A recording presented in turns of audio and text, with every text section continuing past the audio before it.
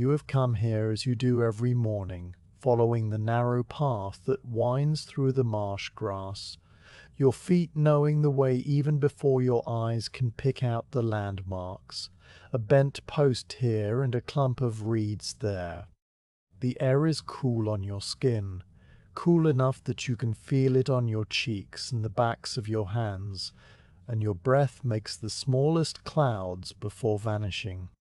Standing still, you let your gaze travel across the pans, counting them without counting, simply seeing the familiar pattern that your family has tended for generations.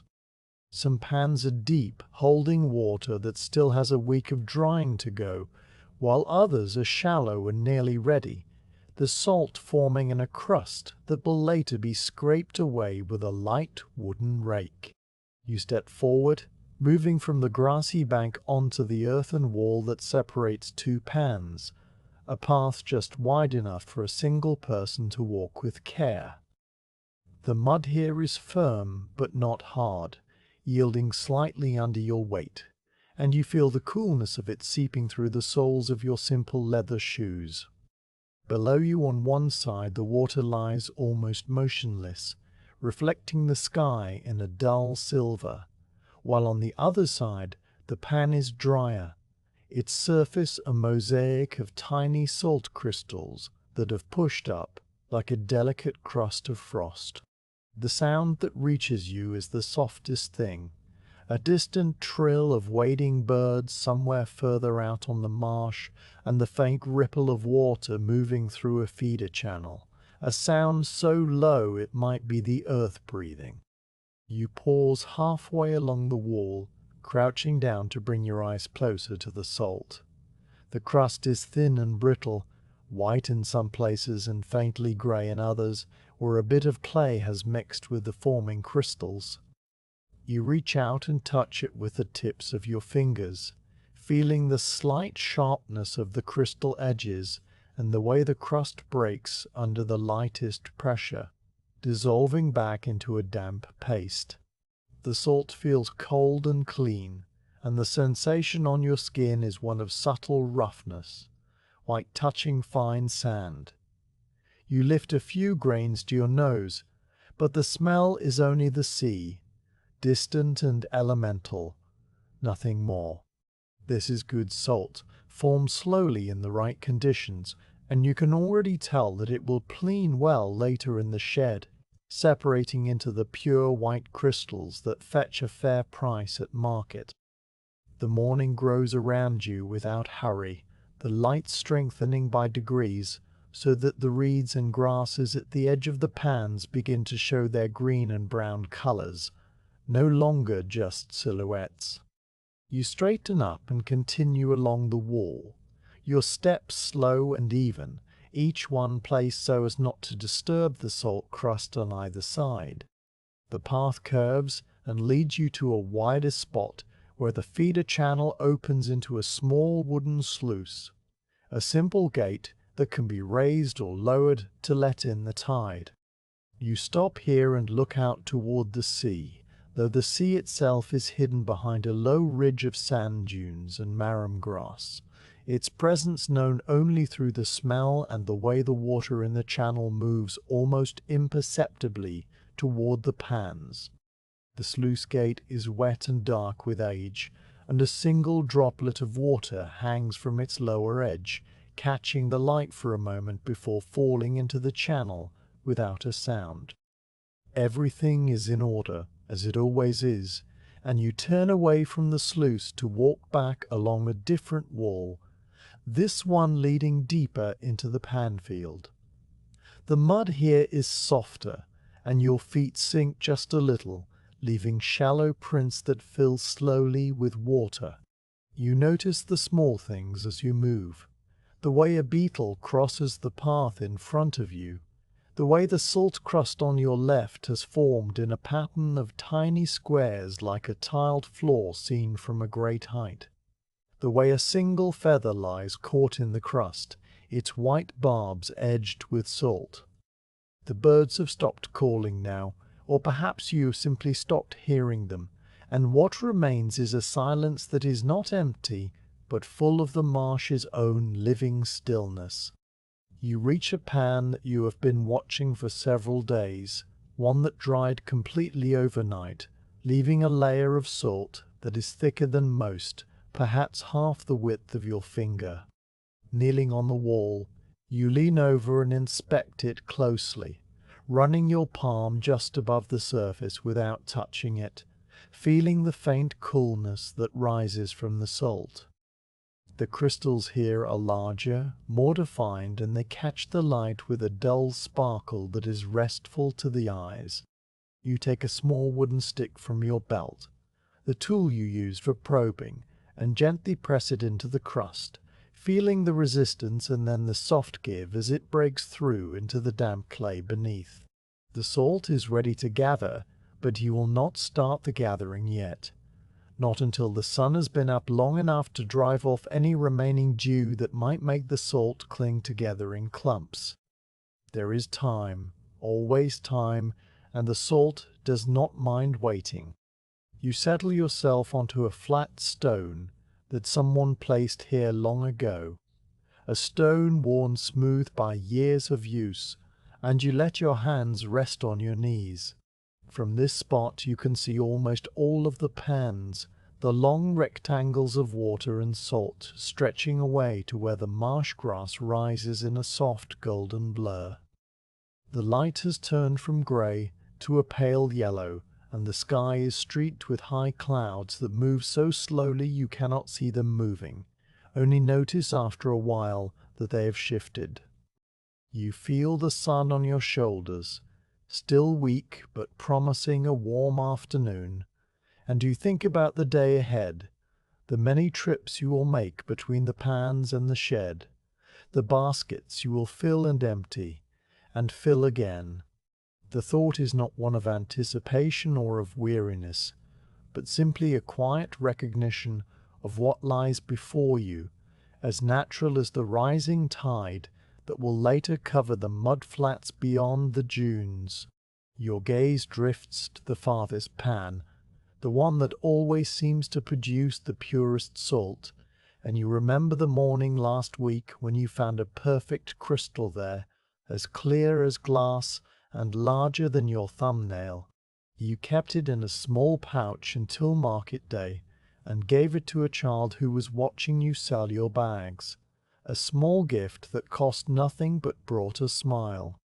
The memory fades, replaced by the present, by the slow ripple on the water of the nearest pan where a light breeze has just touched down, wrinkling the surface for a moment before passing on.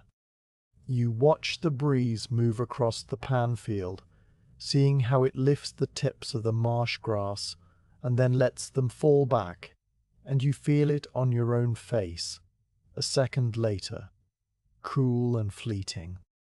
After a time, you rise from the stone and walk again, not because you need to, but because the morning invites movement, a gentle stretching of the legs along the familiar paths. You check the other pans one by one, pausing to note the water level in those that still need time, noticing how the evaporation has lowered the surface since yesterday by a finger's width, leaving a pale line of salt around the clay walls. In another pan, the salt has formed only at the edges where the water is shallowest, a white ring that surrounds a center of dark water, and you know that this pan will need 2 more days before it is ready.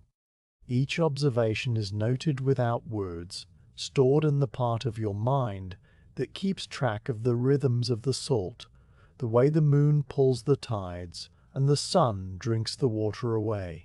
You come to a place where the wall has crumbled slightly, perhaps from the burrowing of a water vole or the simple weight of winter rains, and you stop to repair it, pulling bits of clay from the channel edge and pressing them into the gap with your thumbs, smoothing the surface until it is flush with the rest of the wall.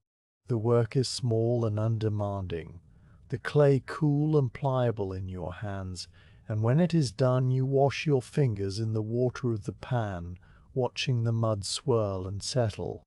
The water is clear beneath the surface disturbance, and you can see the faint outline of the clay bottom, dimpled with the impressions of your earlier footsteps from days ago, now preserved in salt. The sun has climbed higher, and the warmth begins to draw up the smell of the marsh more strongly, a rich blend of salt, wet soil, and the faint sweetness of the reeds. You hear the first sounds of the village waking, a distant dog barking, and the very far-off call of a rooster, though these sounds are muffled by the expanse of grass and water that lies between. You do not feel separate from the village, only placed to the quiet distance, in a space that belongs to the salt and to the birds and to the slow turning of the day. You think of the other salt sellers who will soon come to their own pans, some of whom you have known since childhood, and you imagine them walking out along similar paths, their baskets empty and their tools ready. There is a comfort in this shared routine, a silent understanding that requires no words. Back at the pan that is fully dry, you kneel once more and take a small handful of salt, letting it pour from your palm back onto the crust in a thin white stream. The sound it makes is a soft patter, like very light rain on a leaf, and the feeling of the grains against your skin is fine and dry. You look at the salt in your hand, seeing how the crystals vary in size, some like coarse sand and others like tiny broken glass, all of them the same color. A white that is not quite pure, but will be after washing and drying and sorting. You close your hand and open it again, and the salt is still there, unchanged, patient. The morning stretches on, and you decide to begin preparing for the harvest, not by bringing out the rake and basket yet, but by clearing the path you will use, picking up any bits of driftwood or dead reed that might trip you as you carry the loaded baskets later. You gather these small obstructions and pile them at the edge of the path, where they will dry and can be used as kindling for the shed fire on colder days. Each piece of wood is light in your hand, bleached by sun and salt, and the reeds snap with a dry crackle when you break them to fit into the pile. The task is undemanding, a quiet prelude to the work to come, and it leaves your mind free to wander across the flat landscape. You notice the light changing again, growing stronger and more golden, and you look up to see that the clouds have thinned to mere wisps high in the blue.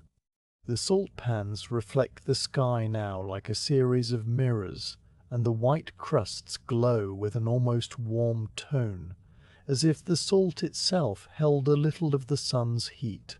You stand in the middle of this quiet field, and feel the weight of the day settling around you, a weight that is not heavy but substantial, grounding you to the earth and the water and the salt that lies waiting. You think about the linen bags waiting in the shed, empty and folded, and you think about the journey the salt will take, carried in a cart along the rutted road to the market town where the bakers and the fishmongers and the cheesemakers will buy it by the measure.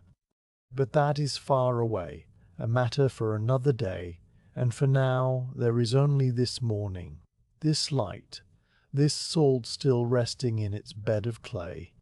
A single bird crosses the sky above you, a heron on its way to the estuary, its wings beating slowly and its long legs trailing behind. You watch it until it becomes a speck, and then nothing, and the sky is empty again. The sound of its passing was only a whisper of feathers, a sound so close to silence that it might have been a trick of the air. You turn your gaze back to the salt at your feet and see that the sun has dried the crust even further, the crystals now firm and separate, the grey dampness gone from the surface. It is almost time, but not quite, and you wait with the patience that the marsh teaches, a patience learned from watching the tide come and go, from seeing the salt form day after day in the shallow pans. You sit down again on the same flat stone, feeling its coolness now through your clothing, a welcome contrast to the growing warmth of the day. Your hands rest loosely in your lap, and you let your eyes half close, not sleeping, but simply resting, allowing the sounds and smells of the salt pans to wash over you without focusing on any one thing. The distant ripple of water, the soft hum of insects waking in the grass, the faint creaking of the old sluice gate as the tide begins to press against it from the seaward side. All of these blend into a single calm presence that fills the morning. You are not thinking of the past or the future, only of the salt and the light and the feel of the earth beneath your feet, and that is enough. After a long while, you open your eyes and see that the sun has risen past the tallest reed line and the marsh is fully awake. The other salt cellars are now visible in the distance, small figures moving slowly along the walls of their own pans, and you can just barely hear the faint scrape of a rake as someone begins to gather. You will begin soon as well, but there is one last thing to do. One last moment of quiet before the work starts. You walk to the edge of the nearest pan that still holds water, and you look at your reflection, a dark shape with the sky behind it, and you see the salt crust below your reflection, the two worlds separated by only a hand's breadth of water.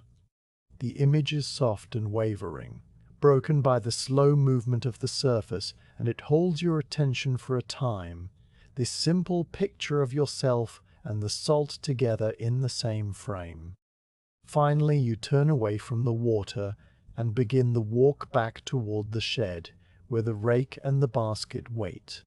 Your footsteps on the path are the first of many that will carry salt from the pans to the drying table today. And though the path will be trodden again and again, each step now feels singular and calm. You pass the repaired spot on the wall and note that it is holding, the clay already drying and firm. You pass the stone where you sat, still holding a faint warmth from your body. You pass the pan that will be ready tomorrow, its salt still forming invisibly under the water, and you arrive at the shed as the sun clears the last of the morning haze, ready to begin the slow, simple work of gathering what the sea has left behind. The flat wooden rake leans against the shed wall exactly where you left it the evening before, its handle smooth from years of use and its teeth worn to a gentle angle that no longer catches on the clay beneath the salt. You lift it, feeling the familiar weight in your hand, a weight that is neither heavy nor light, but exactly what it has always been, the weight of a tool made for a single purpose. Beside the rake rests the wide woven basket, its rim bound with a strip of leather that is darkened with age and salt, its sides bulging slightly from countless loads carried across the marsh paths. You pick it up by its two rope handles, testing the weave for any weakness and finding none. Then you turn away from the shed and begin the walk back toward the pan that is waiting, the one you inspected earlier and found ready. The path seems shorter now, the morning having advanced enough that you no longer need to watch your footing, and you move with the steady pace of someone who has no reason to hurry. The rake rests across your shoulder, its teeth pointing backward and its handle tapping lightly against your shoulder blade with each step, a rhythm that matches your breathing. The basket swings gently from your other hand, and the rope handles have already begun to warm where your fingers curl around them. Ahead, the pans lie flat and bright, the salt crusts now clearly visible as patches of white against the darker earth, and beyond them The marsh grass waves in a breeze that is barely strong enough to bend the stems. You see your own pan field from this slight distance, the rectangle of the ready pan standing out from the others, because of the even, unbroken surface of salt that covers it completely, like a cloth spread over a table. You step off the grassy bank and onto the earthen wall that borders the pan, your feet finding the narrow path with the sureness of long practice. Below you on both sides, the salt waits.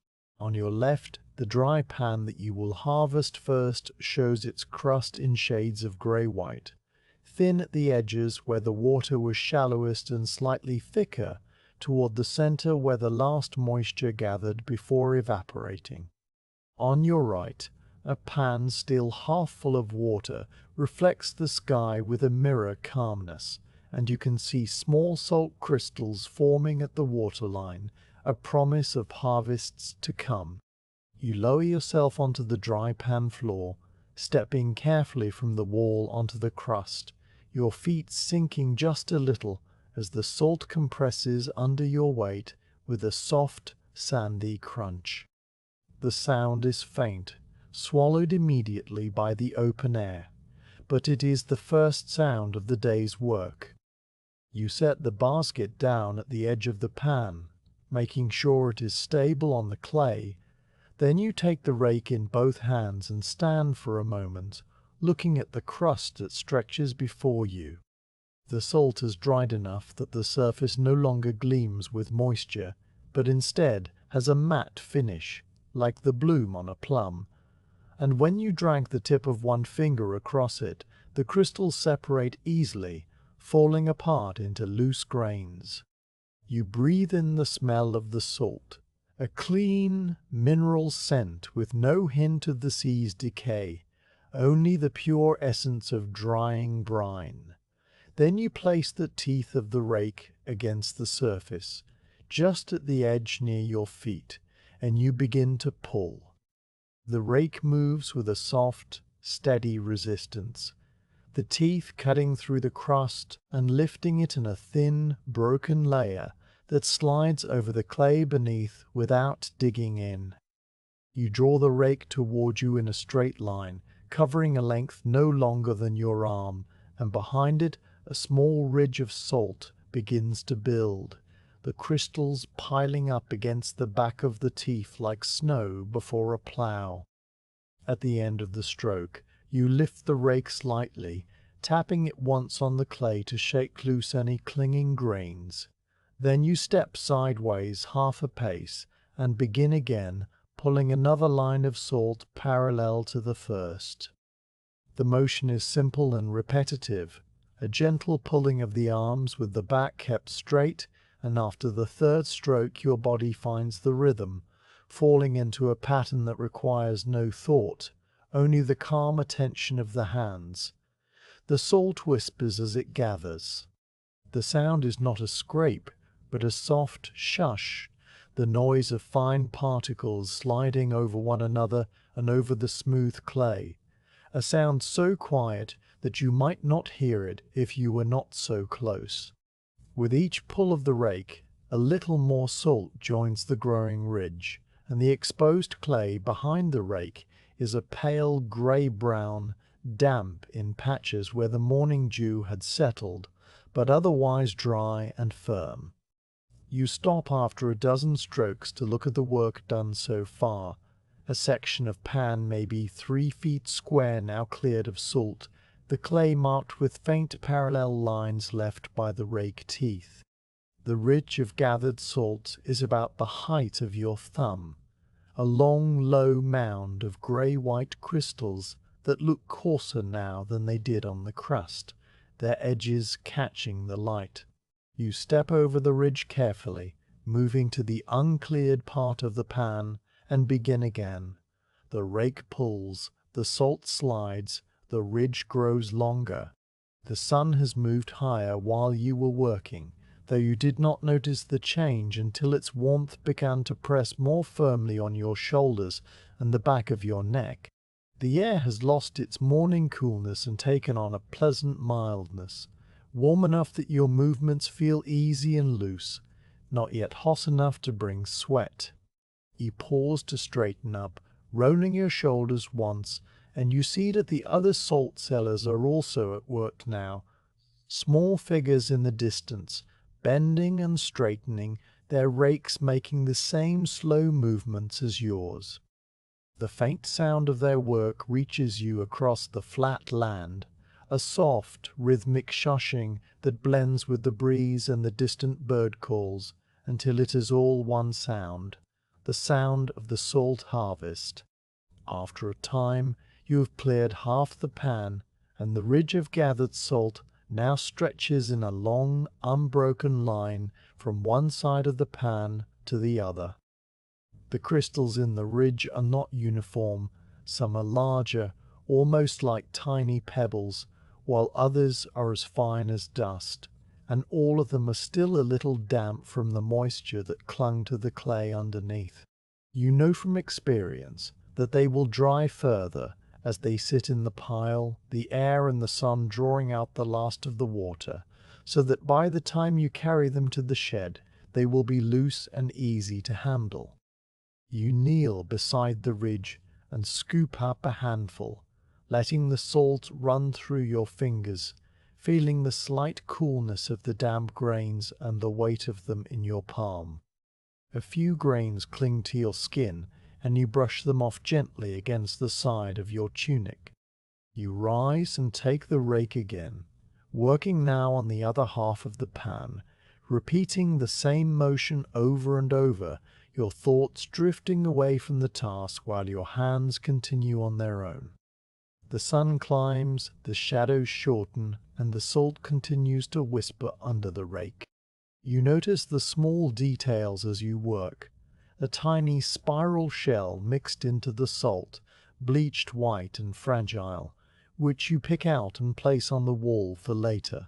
A ladybird crawling across the exposed clay with its red back bright against the grey, the way the salt at the very edge of the pan has formed into little peaks where the water evaporated fastest.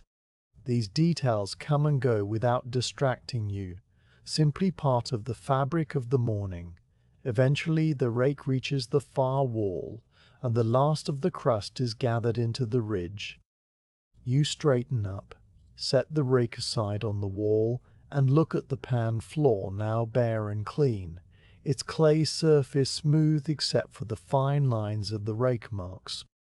The ridge of salt lies like a low wall across the middle of the pan, a full day's harvest from this one basin, and you feel the quiet satisfaction of a task completed, not with a sense of triumph, but with the calm acknowledgement of something done well and steadily. You take a moment to rest your hands on your lower back and breathe in the air, which now carries the faint smell of warm earth rising from the exposed clay. Now comes the gathering into the basket. You retrieve the wide-woven carrier from where you left it and set it down at one end of the salt ridge, then you kneel in the clay beside it. Using both hands, you begin to scoop the salt from the ridge, lifting it in cupped handfuls and dropping it into the basket.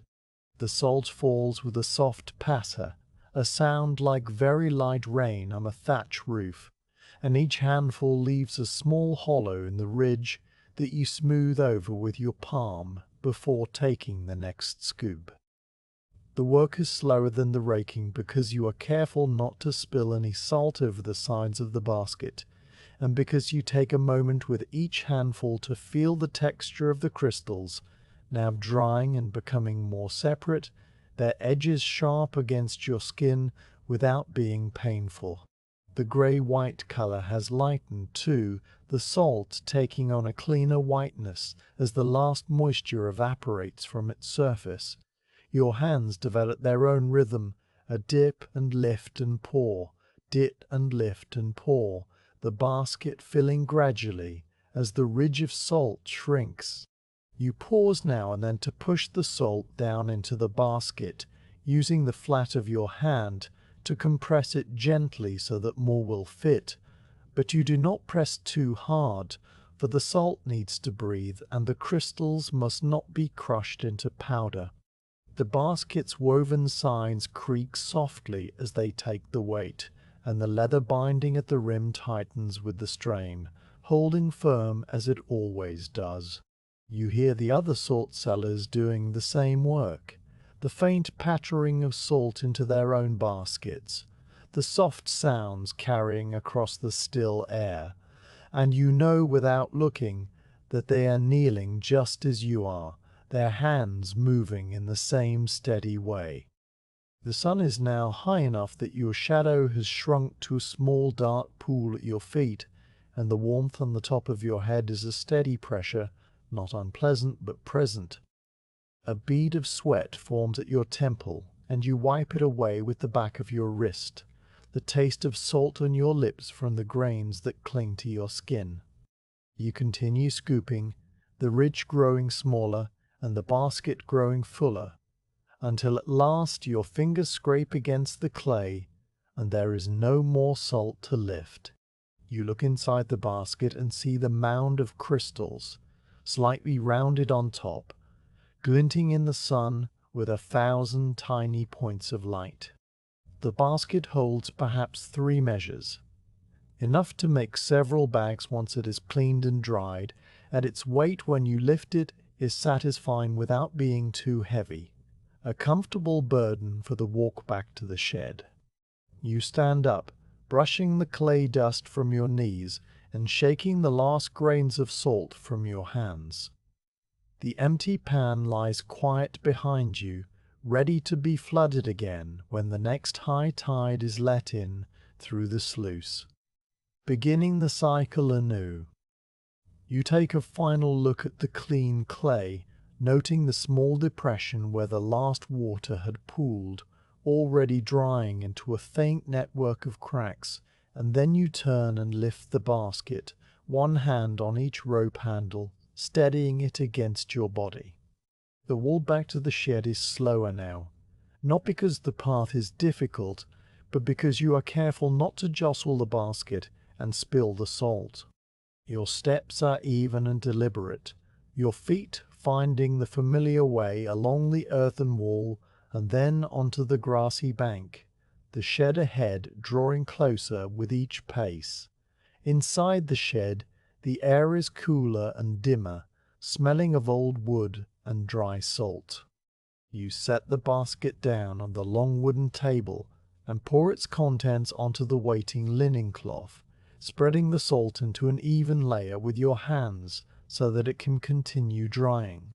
The crystals form a pale white sheet, and you see the variations in size and color, the bits of clay that will later be sorted out, the occasional tiny shell fragment, the odd crystal that is perfectly clear and catches the light like a gem. You step back from the table and feel the quiet of the shed, the stillness of the air, the way the light falls in soft stripes through the gaps in the plank walls. The first harvest of the day is done, but there are more pans that are ready, and the morning is not yet over. You pick up the empty basket and the rake and walk back out into the sun, heading toward the next pan. The one just beyond the sluice gate that you noticed earlier had a similar crust. The path is the same, the rake on your shoulder, the basket swinging lightly, the marsh opening around you in its flat, patient expanse. You reach the new pan and step down onto its surface, feeling the same familiar crunch underfoot, and you place the basket at the edge just as you did before. The rake descends, the salt whispers, and the morning continues, each stroke the same as the last, each handful of salt the same as the one before, the work flowing on without haste and without pause, as steady as the tide that feeds the pans and as calm as the sky that watches over them. The first load of salt lies spread across the linen on the long wooden table. a pale thin sheet of crystals already beginning to lose their damp chill in the air that moves through the open sides of the shed. You look at it for a moment, noting the way the light from the gaps in the plank walls falls across the salt in soft parallel stripes. Then you lift the empty basket and the rake and step back outside into the morning that has now fully opened. The sun is a little higher, the shadows a little shorter, and the path that leads from the shed to the salt pans stretches before you. A raised ribbon of packed earth and dry grass winding through the flat marsh. You start walking, the basket swinging lightly from one hand, and the rake resting across your shoulder, its wood warm now from the sun and from your own hands. The path is as familiar as your own breath. It rises perhaps the height of your ankle above the surrounding marsh, built up over many years by the feet of salt sellers and the cartwheels that sometimes come in the drier months to collect the filled bags. The surface is a mix of hard soil and wiry grass, the grass dried to a pale gold by the salt wind, and as you walk you feel it bending under your shoes with a slight springiness that cushions each step. No other sound but the soft crunch of the dry stems and the faint creak of the basket's rope handles where they rub against the woven rim. You have walked this path so many times that you no longer need to look down. Your feet find the center of the track on their own, avoiding the edges where the ground slopes away into the pans. The basket sways gently with your stride, a pendulum motion that you feel more in the handle than in the basket itself, a small regular tug that becomes part of the walking rhythm. It is empty now, light and easy, its inner surface still dusted with a fine residue of salt that clings to the weave. You catch the scent of it, a clean sharpness, every time the breeze shifts. On your left, the pan you have just cleared shows its bare clay floor, smooth and grey, already warming under the sun. On your right, a pan still half full of water reflects the sky, and you see a small flock of wading birds has settled at its far edge, their thin legs making delicate ripples as they probe the shallows for tiny shrimp. You pass them without disturbing them, your presence so constant in this landscape that the creatures have long since accepted it. The path makes a gentle curve around a clump of taller reeds, their feathery tops nodding in the breeze, and then it straightens toward the heart of your pan field where the next ready pan waits. You see it ahead, its salt crust blowing white in the sun, the crust that you will soon gather with the same steady movements as before. But for now, you are simply walking, carrying the tools and the empty basket, and the walk itself is as much a part of the work as the raking and the scooping. There is a quiet pleasure in this passage between the shed and the pans, a space of almost no thought where the body moves and the mind rests in the rhythm of the feet. You reach the turnoff where a narrower path branches toward the next pan, and you step off the main track onto the earthen wall, your balance adjusting to the narrower footing. The wall is firm, but not hard, giving just slightly, and you walk along it until you stand at the edge of the dry pan. The salt crust here is similar to the first, a thin grey-white layer that cracks faintly when you step down onto it. You set the basket in its place at the side, take up the rake, and begin again. The rake teeth bite gently into the crust, the salt slides into a low ridge, and the work repeats with the same slow patience it held before. You clear this pan section by section, each stroke identical to the one before, each handful of salt scooped and dropped into the basket, with the soft patter that is now as familiar as your own heartbeat. When the second basket is full, you lift it and step back onto the wall, then onto the grassy path that leads back to the shed. The weight in your hands is a little heavier than before. Perhaps this pan was slightly larger or the salt crust a bit thicker, but your arms accept the load easily, the muscles already warm from the morning's work. The walk back is the same, walk but reversed, the shed drawing closer step by step, the path unspooling beneath your feet. The grass still bends, the breeze still moves, the birds still feed in the shallows. Nothing has changed except the angle of the sun and the number of steps you have taken since dawn. Inside the shed, you pour the salt from the second basket onto the table next to the first pile, and you spend a moment spreading it with your hands, mixing it slightly with the earlier load, so that the moisture can equalize as the salt dries.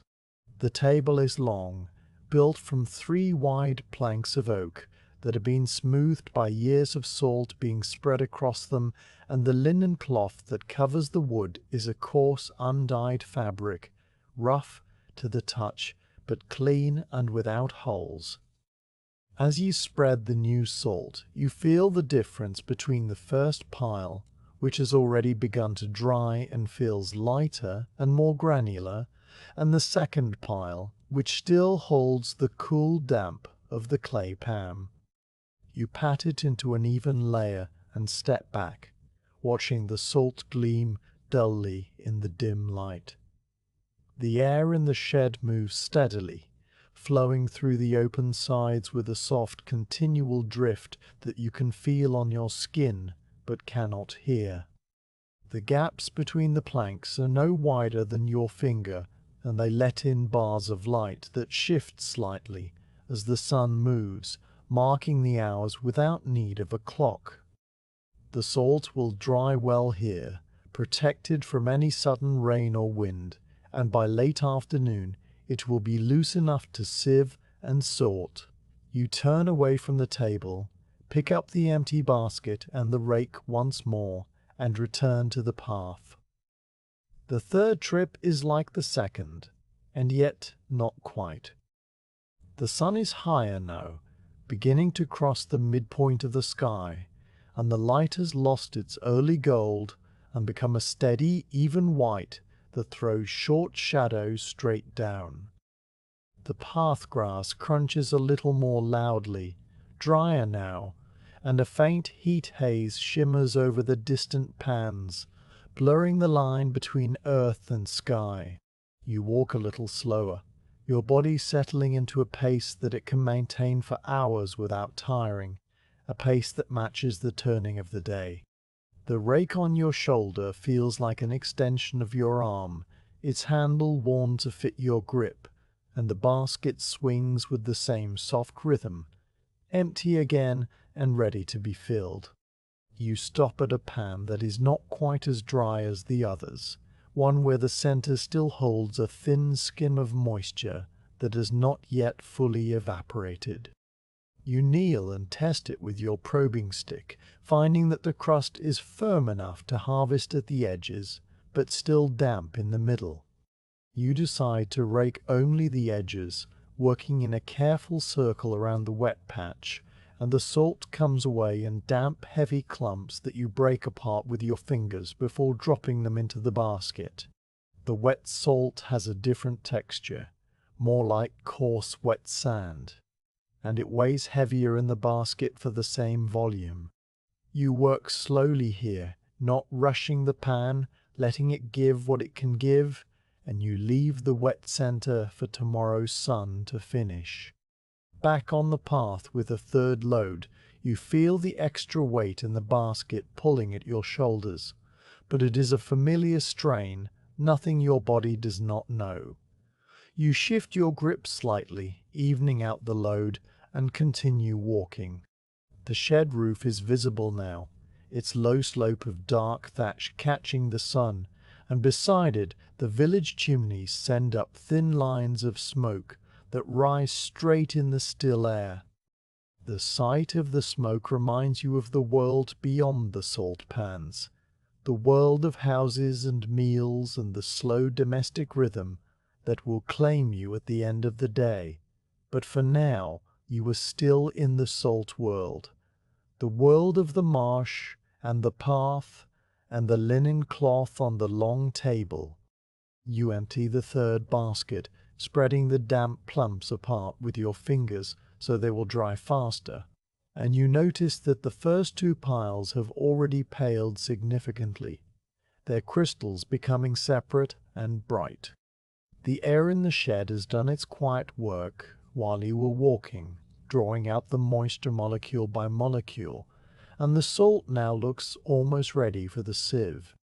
You allow yourself a moment to stand still in the shed, feeling the coolness of the packed earth floor under your feet, smelling the clean, sharp scent of drying salt mixed with the older, deeper smell of the oak table and the thatch roof. A small spider has spun a web in the corner of the shed, its threads catching the light and a few specks of salt dust that have drifted up from the table. You watch the spider for a moment, seeing it motionless at the center of its web, waiting with a patience that rivals your own, and then you go back out into the sun. The fourth trip begins, and this time as you walk you notice that the path is not completely empty. A small lizard darts across the track just ahead of your feet, its tail making a quick C shape in the dry grass before it vanishes into a clump of sea lavender. You pause for a single breath to watch the spot where it disappeared, then continue on. The pans lie all around you now, some stripped clean, some still waiting, and you feel yourself to be at the center of a slow, quiet process that has no beginning and no end, only the steady pulse of the tides and the sun. You are not tired, not yet, but you can feel the morning's work in your arms and back, a gentle ache that is more a reminder of movement than a complaint. Your body has learned this work over many seasons, and it knows how to move without waste, how to rake and scoop and carry without strain. You harvest a fourth pan, then a fifth, the same motions flowing one into the other, the rake pulling, and the salt whispering, and the basket filling and emptying and filling again. The sun moves past its highest point and begins its long, slow slide toward the west, and the shadows start to stretch out again, growing longer and softer. The light takes on a slightly golden tone, not the pale gold of dawn, but a deeper honey color that warms the marsh grass and makes the salt crusts glow with a richer white. You walk the path again and again, each trip a small loop that adds another layer to the salt on the table, another measure of work to the day's tally. By the sixth trip, the table is more than half covered, the salt lying in a long, even layer that is now mostly dry and fluffy to the touch. When you pour the next basket, you have to push the earlier salt aside gently to make room, and you notice how the crystals slide apart easily, no longer sticking together, their surfaces completely free of moisture. The air in the shed has taken on a different quality too, drier and more aromatic, as if the salt itself is now giving back the clean sea smell it has held since the tide first brought it into the pans. You run your fingers through the salt, enjoying the cool, dry feel of the grains, and then you smooth the surface flat again and go back out to gather what remains. The final trip of the morning, or perhaps it is now early afternoon, takes you to the last pan that is fully ready, a small one tucked close to the sluice gate, where the water comes in fastest and the salt forms in particularly fine crystals. You gather this salt with special care, using a lighter touch on the rake so as not to crush the delicate formations, and the basket fills with a salt that is almost pure white, finer than any of the others, the kind of salt you might set aside for a special customer or keep for your own kitchen. You carry it back to the shed as if it was something precious, though it weighs no more than the others, and you pour it into a separate small pile at the far end of the table, marking it with a scrap of blue thread that you keep in the shed for just such a purpose. Now the shed is quiet and the table is full. The salt lies in its long white bed, the surface slightly rippled where you patted it smooth, and the light through the plank walls has moved to the afternoon angle, falling across the salt in long diagonal bars. You set the empty basket on its hook on the wall and lean the rake beside it, and you stand for a while, looking at the day's harvest. The smell of dry salt fills the shed completely now, clean and sharp and somehow calming, and you breathe it in deeply, feeling the satisfaction not of a great achievement, but of a simple task done with care. Outside, the marsh stretches away, the empty pans waiting for the next tide, and inside, the salt waits to be sorted and cleaned, which you will begin after a short rest and a drink from the clay cup that sits on the windowsill. But for now, you simply stand, letting the stillness of the shed settle around you, the warmth of the afternoon, and the quiet weight of the salt, a comfort that asks nothing more of you than to be still and breathe. The air inside the shed has settled into a deep stillness by the time you sit down on the low wooden stool, a stillness that feels almost physical, as if the salt on the table has absorbed all sound and left only a soft, quiet humming in your ears.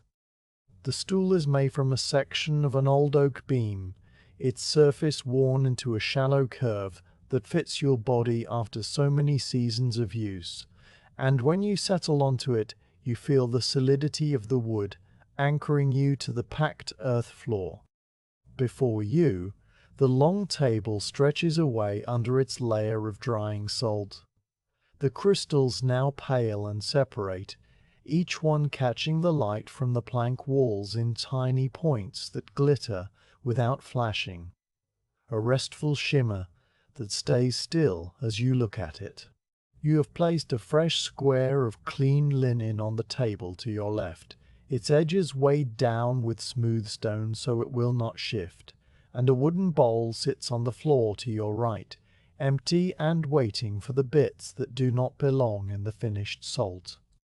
You reach for the small sieve first, lifting it from its hook on the wall where it hangs beside the rake, and you hold it in your hands for a moment, feeling its lightness. The sieve is a circle of bent willow wood, no wider than a dinner plate, with a mesh bottom woven from pale horsehair, the strands fine and tightly spaced, almost translucent when held up to the light. The horsehair has darkened with age to a soft honey color, and the willow rim is smooth from countless hours of being held just like this, cradled between your palms with the fingers curled around the edge. You set the sieve on your lap, and then lean forward to scoop a small amount of salt from the table with a wooden scoop. The scoop itself a simple thing carved from a piece of beech, its bowl just large enough to hold a loose handful. The salt slides into the scoop with a dry rustle, and you tip it gently into the center of the sieve, spreading it with a fingertip so that it lies in an even layer across the mesh. You lift the sieve with both hands, holding it over the clean linen, and you begin to shake it with a soft, regular motion side to side, just enough to make the salt move across the horsehair. The finer grains fall through immediately, a thin white stream that patters onto the cloth with a sound like very distant rain, and the larger crystals slide back and forth across the mesh, their edges clicking faintly against one another and against the willow rim.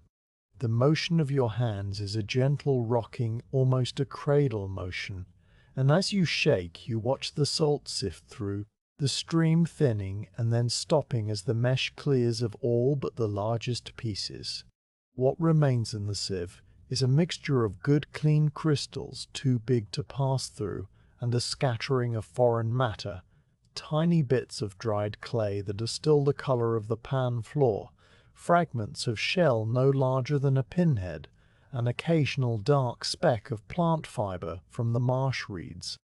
These you will separate by hand, but first you tip the big crystals onto the clean linen, tilting the sieve and tapping its rim lightly with your palm until the salt slides off in a neat little pile.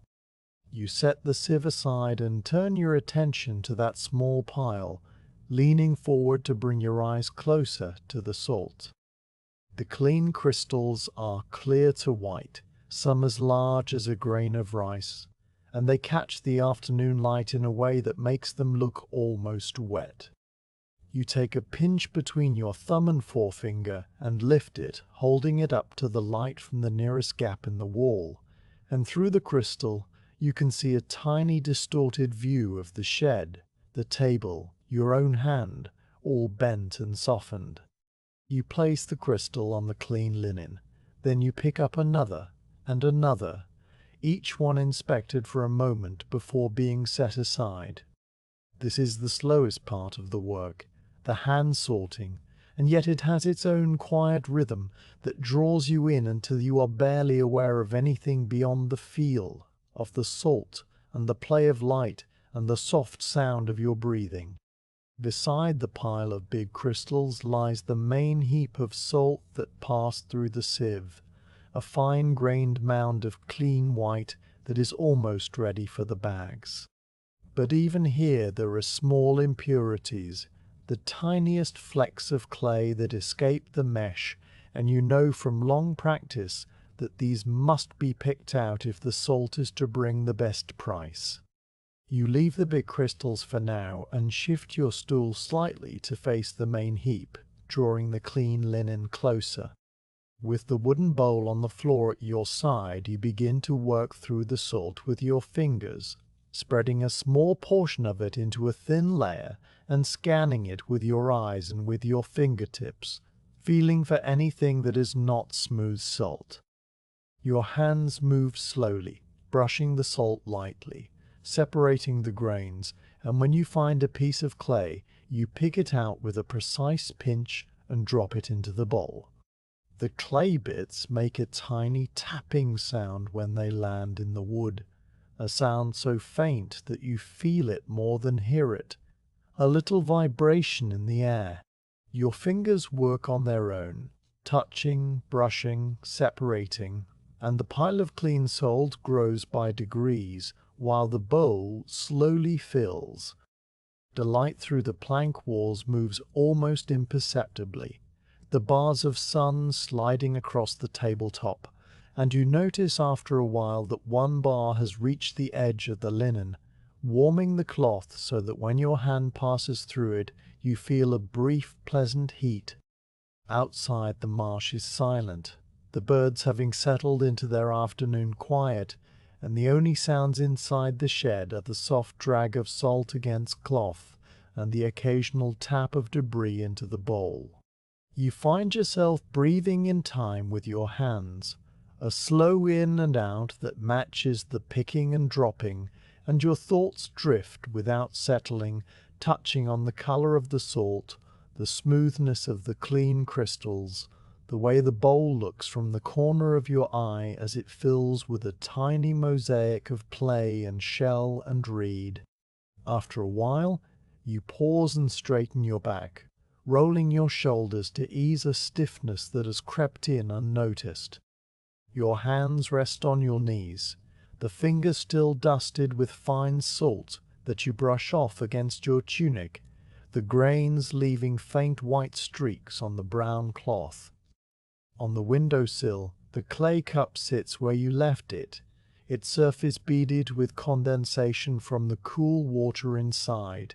You reach for it, lifting it carefully with both hands, and you drink. The water is cool on your lips and cool going down, tasting faintly of the clay from the jug it was poured from, a clean, earthy taste that washes away the salt dust that had settled on your tongue.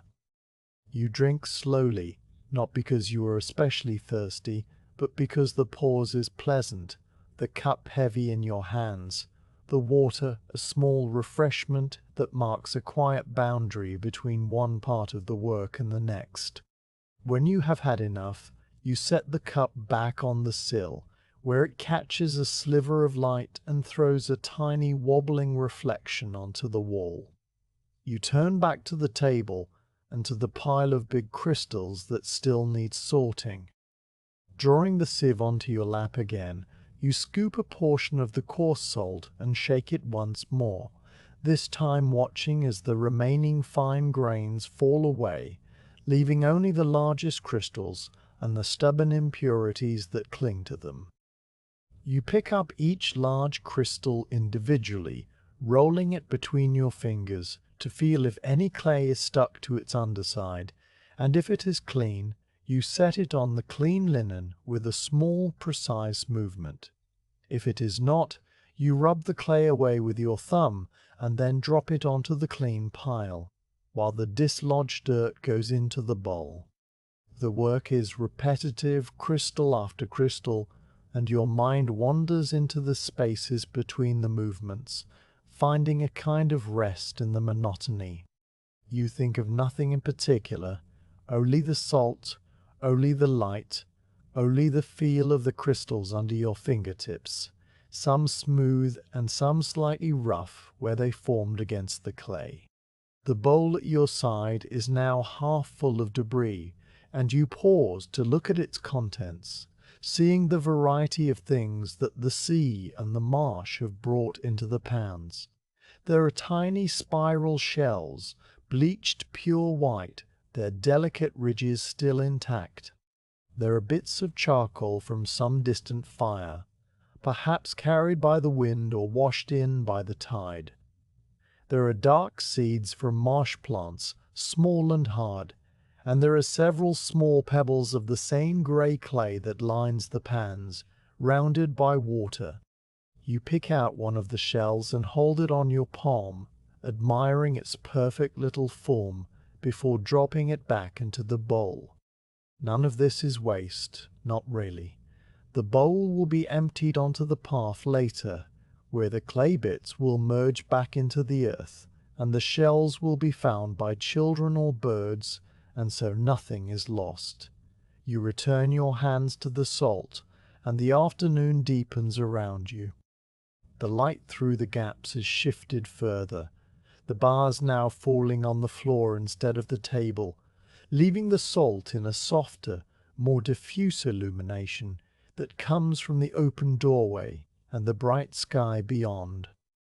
The air in the shed has become drier, as if the salt has pulled every last bit of moisture from it, and your skin feels tight and clean, slightly powdered with salt dust that catches the light when you move your hands. You work through the big crystals until they are all sorted. Then you move back to the main heap and begin to pick through it again, your fingers finding the last few specks of clay that you missed the first time. The heap of clean salt on the fresh linen is now a substantial mound, its surface sparkling softly, and beside it the small pile of sorted large crystals looks like a scattering of tiny jewels. You take up the sieve for a third time, but now instead of sifting more raw salt from the table, you use it to grade the clean salt, shaking a scoop of it through the mesh so that the fine grains fall onto one corner of the linen, and the slightly coarser grains remain above. You tip the coarse grains into a separate little heap, then repeat the process, building two distinct piles of salt on the clean cloth, one fine and one medium. This grading is not strictly necessary.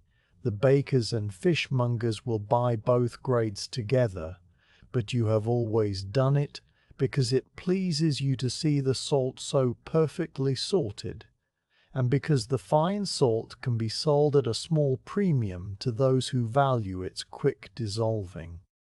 The motion of the sieve is hypnotic now, the rocking of your hands, the soft rain of salt, the gentle tap of the rim, and you let yourself fall into it completely. your mind empty of all but the simple task. As you work, you notice the temperature beginning to change, the warmth of the afternoon slowly yielding to a cooler current that drifts through the shed from the marsh. The breeze carries a hint of the sea again, a clean saline breath that mingles with the dry salt smell and keeps the air from feeling stale. You look up and see that the sky visible through the doorway has paled at the edges. Not yet evening, but no longer full midday. The work is nearly done for now, the salt all cleaned and sorted, and only the final steps remain before the linen bags can be brought out and the filling can begin tomorrow. But there is no rush, and you allow yourself to sit a little longer on the stool, the sieve resting in your lap, your hands quiet. You take up the clay cup again and drink the last of the water, feeling it cool your throat. The bowl of debris is full, so you lift it and carry it to the doorway, stepping outside into the late afternoon light. The marsh spreads before you in its familiar flatness, the empty pans reflecting the pale sky, and you walk a few paces to the edge of the path and scatter the contents of the bowl onto the ground. The shells and pebbles and clay bits fall without a sound, disappearing into the grass, and the bowl is empty again. You stand there for a moment, feeling the cooler air on your face. Then you turn and go back into the shed. Inside, the clean salt waits on its fresh linen, a beautiful mound of pure white that represents the day's careful work. You fold the edges of the linen up over the salt, not tightly, but loosely, just enough to keep any dust from settling on it overnight. The wooden bowl goes back in its corner, the sieve returns to its hook, and the stool is pushed under the table. You take one last look around the shed, seeing the tools all in their places, the salt safe, the light fading slowly into a soft grey. The stillness of the afternoon has followed you all the way to its end, and as you step outside and close the shed door behind you, the quiet of the marsh wraps around you like a familiar blanket, ready to carry you into the evening. The clean salt lies on the fresh linen in two neat piles, one fine and one medium, their surfaces softly sparkling in the dim light of the shed as you draw the stool closer to the table and sit down once more. The afternoon has moved into its later hours, the sun slipping toward the horizon so that the bars of light through the plank walls have climbed up the far side of the shed and now rest on the thatch above, leaving the table in a gentle shadow that is cool and even. You reach under the table and lift out the balance scale, setting it on the cleared space before you with the careful attention you give to all the tools of your trade. The scale is a simple thing, a carved wooden beam about the length of your forearm, suspended from a central peg that fits into a vertical post set into a flat base. From each end of the beam hang two shallow wooden pans, their surfaces worn smooth and slightly cupped from years of holding salt and stones, and the whole mechanism moves with a quiet fluid grace when you touch it, the beam tilting slowly on its peg until it finds its level. Beside the scale, you place the set of smooth river stones that serve as your weights, each one selected long ago for its particular heft and uniformity. The stones are dark grey, almost black in the dim light, and they've been polished by the river and by your hands until they feel like glass, cool and heavy in the palm. There are 6 of them, each one a different size corresponding to a different measure, and you know them by touch alone, the largest fitting snugly in your closed hand, and the smallest barely bigger than your thumb. You line them up on the table in order of size, a little row of dark pebbles that look unremarkable, but are as essential to your work as the rake or the sieve. You check the scale by gently pressing one pan with your fingertip, watching the beam dip and then rise again, the motion smooth and silent, the leather thongs that hold the pan showing no sign of wear. You pull the clean linen with the salt piles closer to the scale, positioning it on your left side so that you can scoop from it easily without stretching, and on your right side you spread a second square of linen on the table, this one empty and waiting to receive the measured portions. The empty linen is slightly larger than the first, its edges held down with the same smooth stones you used earlier, and it lies flat and clean. The undyed fabric a pale cream against the dark oak of the table. Between the scale and the two cloths you place the wooden scoop, its beechwood bowl now dusted with a fine white residue that makes it look almost frosted, and you take a moment to settle yourself on the stool, adjusting your position so that your back is straight but not stiff and your arms can move freely across the work area. The shed is utterly quiet. The only sounds the faint rustle of the thatch above as the breeze passes over it and the very distant call of a gull somewhere out on the marsh. You begin by selecting the largest of the river stones, the one that represents a full measure, and you place it in the right-hand pan of the scale. The pan dips immediately under the weight, the beam tilting sharply until the left-hand pan rises high and the stone settles into the center of its wooden cradle. You watch the beam oscillate for a moment, swinging gently back and forth before it comes to rest with the heavy side down and the light side up, a position that tells you nothing yet but will soon change. You take up the wooden scoop and dip it into the pile of fine salt, lifting a generous amount that spills slightly over the rim, and you tip this carefully into the empty left-hand pan. The salt falls with a soft hiss, sliding over the wooden surface, and the beam begins to move, the heavy side rising a little as the salt adds weight to the opposite pan. You add more salt, a smaller amount this time, tapping the scoop with your finger to release just a few grains at a time, and the beam responds to each addition, its movements becoming smaller and more delicate as the two pans approach balance. The moment of balance is a quiet thing, the beam coming to rest perfectly horizontal with the central peg pointing straight up, and neither pan lower than the other. You lean forward to check the level, your eyes squinting slightly in the dim light, and you see that the beam is true, the pans hanging at equal heights. The salt in the left pan looks exactly like the salt in the pile, fine and white, and the stone in the right pan sits dark and solid, the two weights now equal in the scale's patient judgment. You lift the left pan carefully by its leather thong, tilting it so that the salt slides off onto the empty linen, and you catch the last grains with the scoop, making sure nothing is lost. The salt forms a small, neat pile on the cloth, exactly one measure, the first of many that you will portion out before the afternoon is done.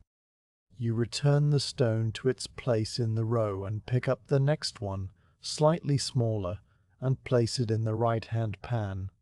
The process repeats, the scooping, the pouring, the gentle tapping, the slow oscillation of the beam until it settles into its horizontal rest. Each measure takes its own small amount of time, never hurried, and your hands move in a steady rhythm that has become second nature. The scale is an honest tool.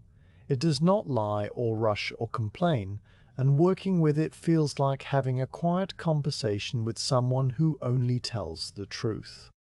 You think about the stones as you work, about the river they came from, a slow brown stream that winds through the fields a morning's walk from the marsh, and about the day your father took you there to pick them out, testing each one against a known measure, until he found 6 that were perfect.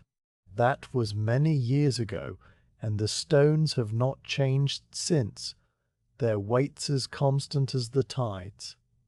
The pile of measured salt on the right-hand linen grows slowly, one neat portion at a time. After 3 measures, you pause to shape the piles with your fingers, tidying their edges so that they stand as distinct cones rather than merging into one another. The salt is cool and dry to the touch, and it holds its shape well, the fine grains packing together firmly enough that the piles do not slump. You count them under your breath, a soft whisper that no one else would hear even if there were anyone to listen. And then you return to the scale and the stones and the scoop, continuing the work. The light in the shed has shifted again, the shadows deepening, and the air taking on a slightly golden quality that speaks of the approaching evening. Through the gaps in the plank walls, you can see that the sky outside has paled to a soft blue-grey, and the marsh grass looks duller now, its daytime brightness fading. Inside, the salt piles and the clean linen gleam with a restful whiteness, each one a small monument to patience. You work through the fine salt until it is all measured, the left-hand linen now empty, and the right-hand linen holding a row of identical white cones that you will later transfer to the bags. The fine salt has made 12 full measures plus a small extra amount that is not quite enough for a 13th, and you set this aside in a little heap by itself, thinking that you will add it to the medium salt or perhaps keep it for your own kitchen. Now you pull the pile of medium salt closer, the one with the slightly coarser grains, and you begin the weighing process again, starting with the largest stone. The coarser salt feels different in the scoop, heavier somehow and less inclined to slide, its crystals catching on the wood and on each other, and you have to tap the scoop a little harder to make it release. The scale responds in the same way, tilting and then finding its level, and the piles that form on the linen are slightly darker in color than the fine salt, more of a grey-white than a pure white, but still clean and good and ready for the bags. You measure out the medium salt until it too is gone, and the right-hand linen is now covered with a whole village of salt piles, some small and some large, each one representing a specific weight that a customer will expect. With the weighing complete, you lean back on the stool and rest your hands on your thighs, feeling the pleasant fatigue of work that has used your body without exhausting it. The scale sits on the table with its pans empty and its beam level, waiting for nothing, and the row of river stones looks like a strange little family of dark pebbles, each one having done its duty for the day. You reach out and touch them one by one, feeling their cool smoothness, and then you gather them up and place them in the small leather pouch where they live when not in use, pulling the drawstring tight and setting the pouch under the table. The scale you leave on the table for now, knowing you'll need it again when you check the filled bags to make sure each one contains the right amount. You stand up from the stool, stretching your arms above your head and feeling the stretch travel down your spine, a slow, pleasant pull that unwinds the kinks of sitting. The shed is almost dark now, the only light coming from the doorway and the widest gaps in the walls, a soft grey glow that makes the salt piles look like tiny hills in a pale landscape. You walk to the doorway and stand there, looking out at the marsh and the pans, seeing how the water in the undrained pans has taken on the color of the sky, a dull silver that is almost indistinguishable from the horizon. The air is cool on your skin, cooler than it was, and it smells of the sea and the earth and the salt all mixed together, a smell you have known since childhood and will know until the end of your days. You stand there without moving, letting the quiet of the evening wash over you, and then you turn back to the shed and to the linen full of salt piles, ready for the next step in the long, slow process that turns seawater into the white crystals that will soon rest in linen bags. The tally sticks sit in a small clay jar on the windowsill, a bundle of thin twigs that you have notched over the days to keep track of how many measures each pan has yielded. You take the jar down and count the sticks, matching the notches to the piles on the linen, a final check that everything is in order. The notches are small and precise, cut with a little iron knife that you keep in your belt pouch. And they tell the story of the season so far, the good pans and the slow pans, the weeks of strong sun and the weeks of cloud. You add a new notch to a fresh stick for today's yield, the blade of the knife making a soft whisper against the wood, and then you return the jar to the sill and the knife to your pouch.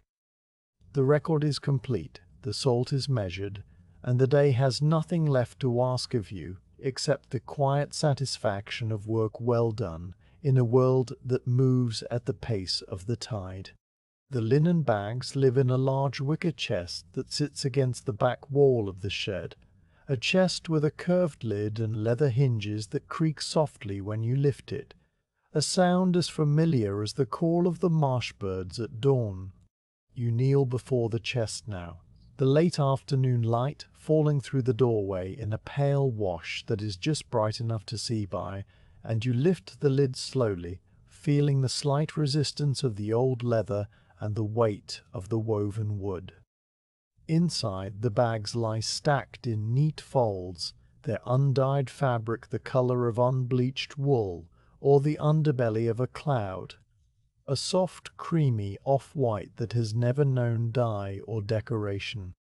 The smell that rises from the chest is the smell of flax and old dry air, and a faint trace of the lavender that was placed between the layers last autumn to keep the moths away, a clean herbal scent that mingles with the sharper salt smell of the shed and makes the small space feel orderly and cared for. You reach in and lift the topmost stack, feeling the fabric slide against your fingers, smooth and cool and slightly crisp with the memory of the loom. Each bag is made from a single rectangle of linen cloth, folded in half and stitched along two sides with strong hempen thread, leaving the top open and hemmed with a wider band of fabric that forms a channel for the drawstring. The bags are not large, perhaps the length of your hand from wrist to fingertip, and just as wide when laid flat, designed to hold exactly one measure of salt without stretching or straining. You have made most of these bags yourself during the long winter evenings, sitting by the fire with the cloth spread across your knees and the needle moving in and out with a rhythm as steady as the rake across the salt pan. Others were made by your wife or your mother, their stitches slightly different from yours, a little finer or a little closer together, and you can tell at a glance whose hand shaped each bag, though this knowledge is never spoken aloud, simply a quiet recognition that lives in the back of your mind. You carry the stack of bags to the table, cradling them in both arms as if they were something fragile, though they are sturdy and well made, and would not be harmed by rougher handling. The table has been cleared now of everything except the scale at one end, and the linen cloth with its many salt piles, arranged like a tiny white village. You set the bags down at the empty end, arranging them in a single tall stack that stands about the height of your forearm, the edges aligned and the folds all facing the same direction. Then you pull the stool close and sit down, settling yourself for the quiet, repetitive work of inspection and preparation, a task that requires no great skill but rewards patience and a careful eye. You take the first bag from the top of the stack and lay it flat on the table before you, smoothing it with your palm so that the fabric lies without wrinkles. The linen is a plain weave, the threads crossing over and under in a simple pattern that you can see if you look closely, tiny ridges and valleys that give the cloth its texture and its strength. You run your fingers over the surface, feeling the slight roughness of the spun flax fibers, the way they catch ever so slightly on the skin of your fingertips, and you check for any thin spots where the weaving might be loose or where a thread has pulled free. The bag in your hands is sound, the threads all even and tight, and you turn it over and check the other side, finding it equally good. The hem at the top is straight and secure, the drawstring channel formed by a fold of cloth that has been stitched down with two parallel rows of small, even stitches. You poke your finger into the channel, sliding it along the whole length to make sure there are no obstructions, no knots or tangles that would catch the cord when it is time to close the bag, and the channel is smooth and clear. Now you turn the bag inside out, a process that requires a moment of careful manipulation. You reach inside, grasp the bottom corners between your fingers, and pull them gently back through the opening so that the bag reverses and all the seams are exposed. The inside of the bag, which is now the outside, shows the raw edges of the fabric where it was cut from the larger cloth, each edge pinked with small zigzag cuts that prevent fraying. You inspect the seams closely, tracing the line of stitches with your fingertip, feeling for any loops that might snag, any gaps where the needle might have skipped a thread. The stitching on this bag is your wife's work. You can tell by the way the stitches lean slightly to the right, and by the double knot she always ties at the end of a seam, a tiny hard dot of thread that you can feel under your thumb. The seams are perfect, strong and straight, and after a moment of looking you reverse the bag again, turning it right side out and smoothing it flat on the table once more. The drawstring cord lies in a coil inside the chest, a length of thin hempen rope that you twist yourself from the same fibers that make the linen, though the twisting is a rougher process that leaves the cord with a slightly hairy surface and a pale brown color that contrasts with the creamy white of the bags. You fetch the coil now and place it beside the stack, unspooling a length about the span of your two arms outstretched, and you cut it with a little iron knife from your belt pouch, the blade making a soft snick against the fibers. Each bag needs a cord long enough to circle the neck and leave two ends for tying, and you have made so many of these cords that your eye measures the length without need of a ruler or a mark on the table. You cut one cord and then you thread it through the channel of the first bag, using a small wooden bodkin that you keep in the chest for this purpose. The bodkin is a slender stick of polished beech with a hole at one end, and you pass it through the channel, hook the cord through the hole, and pull it back, drawing the cord through the fabric in a single smooth motion. The cord emerges from the other side of the channel, and you pull it through until the two ends are of equal length. Then you tie a small loose knot at each end to keep the cord from slipping back inside. The bag is now complete, ready to be filled, and you set it aside on the table to your left where it will wait with the others. You reach for the second bag and begin the same process, laying it flat, smoothing the fabric, checking the weave, checking the hem, turning it inside out, inspecting the seams, turning it right side out again, cutting a cord, threading it through. The motions are quiet and repetitive, and your hands fall into the rhythm of them as naturally as they fell into the rhythm of the rake and the sieve.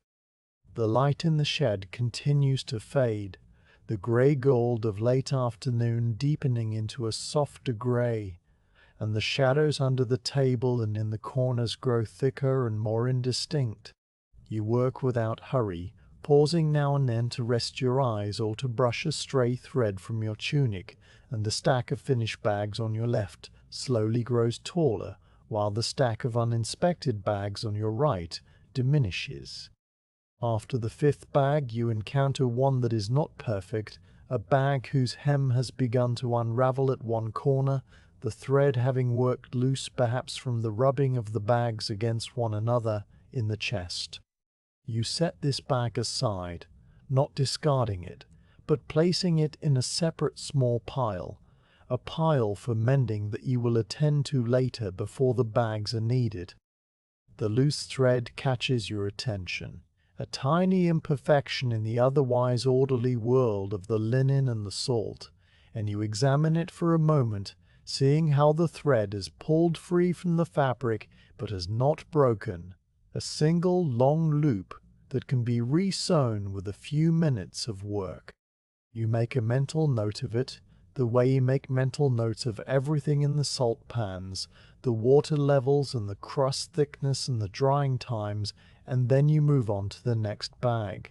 The sixth bag has a small stain on one side, a faint yellowish mark about the size of your thumbprint, perhaps from a drop of oil that fell on the fabric during the weaving, or from something that touched it in storage. The stain does not affect the strength of the cloth or its ability to hold salt, and it will be hidden once the bag is filled and tied, but you note it anyway and set the bag in the pile of those that are ready, because a stain is not a flaw that matters, only a mark of the bag's small history. The seventh bag is perfect, the eighth is perfect, the ninth has a core channel that is slightly too narrow, the stitching having wandered a little too close to the fold, and you use the bodkin to stretch it gently, working the wood back and forth until the channel widens enough to pass the cord without resistance. This too is a small repair, a quiet adjustment that requires patience and a gentle touch, and when it is done, the bag joins the finished pile with no sign that it was ever different from the others. Your hands move, and the bags pass before your eyes, each one a small rectangle of possibility that will soon be filled with white salt and tied with a leather cord and carried to the market.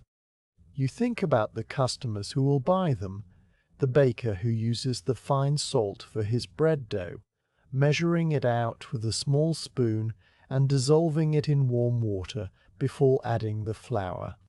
You think about the fishmonger who packs his catch in the coarser salt, layering the fish and the crystals in wooden barrels that will keep the flesh fresh for the journey inland. You think about the cheesemaker who rubs salt onto the surface of her wheels of hard cheese, the crystals drawing out the moisture and forming a rind that will protect the soft interior as it ages.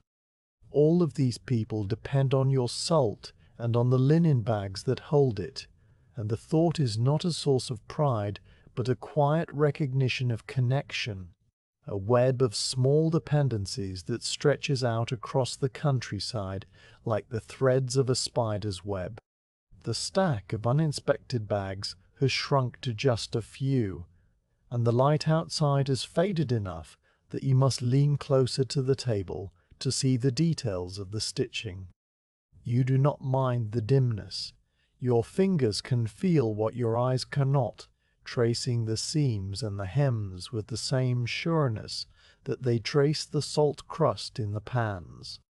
The last few bags are from the bottom of the chest, the ones that were sewn first and placed at the bottom, and they have a slightly different smell, a deeper, older smell of flax that has been compressed for a long time.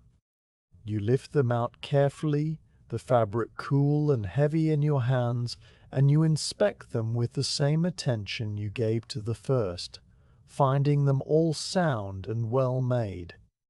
The final bag is a little larger than the others, a mistake in cutting that happened on a winter evening when the fire was low and the light was poor, and you set it aside to be cut down and re-stitched into a proper size later.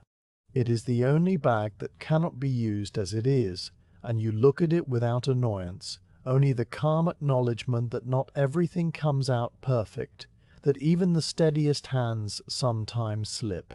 The finished pile now holds 23 bags, more than enough for the salt that waits on the linen, and the mending pile holds only 2, a very small number for a day's preparation.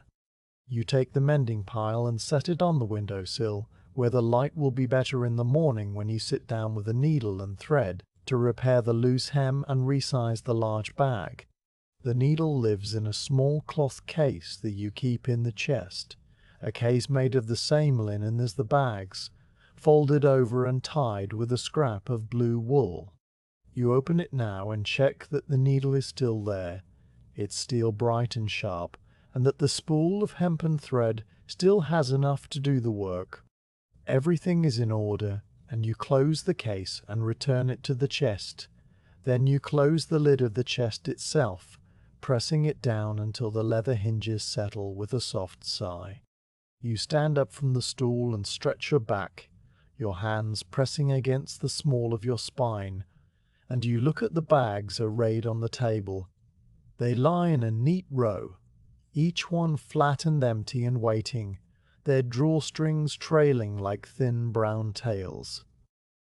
The light through the doorway is now a deep grey, the sun having set below the horizon, and the shed is almost entirely in shadow except for the faint glow of the salt piles on the far linen, which seem to hold the last of the daylight in their crystals, a soft luminescence that is more felt than seen.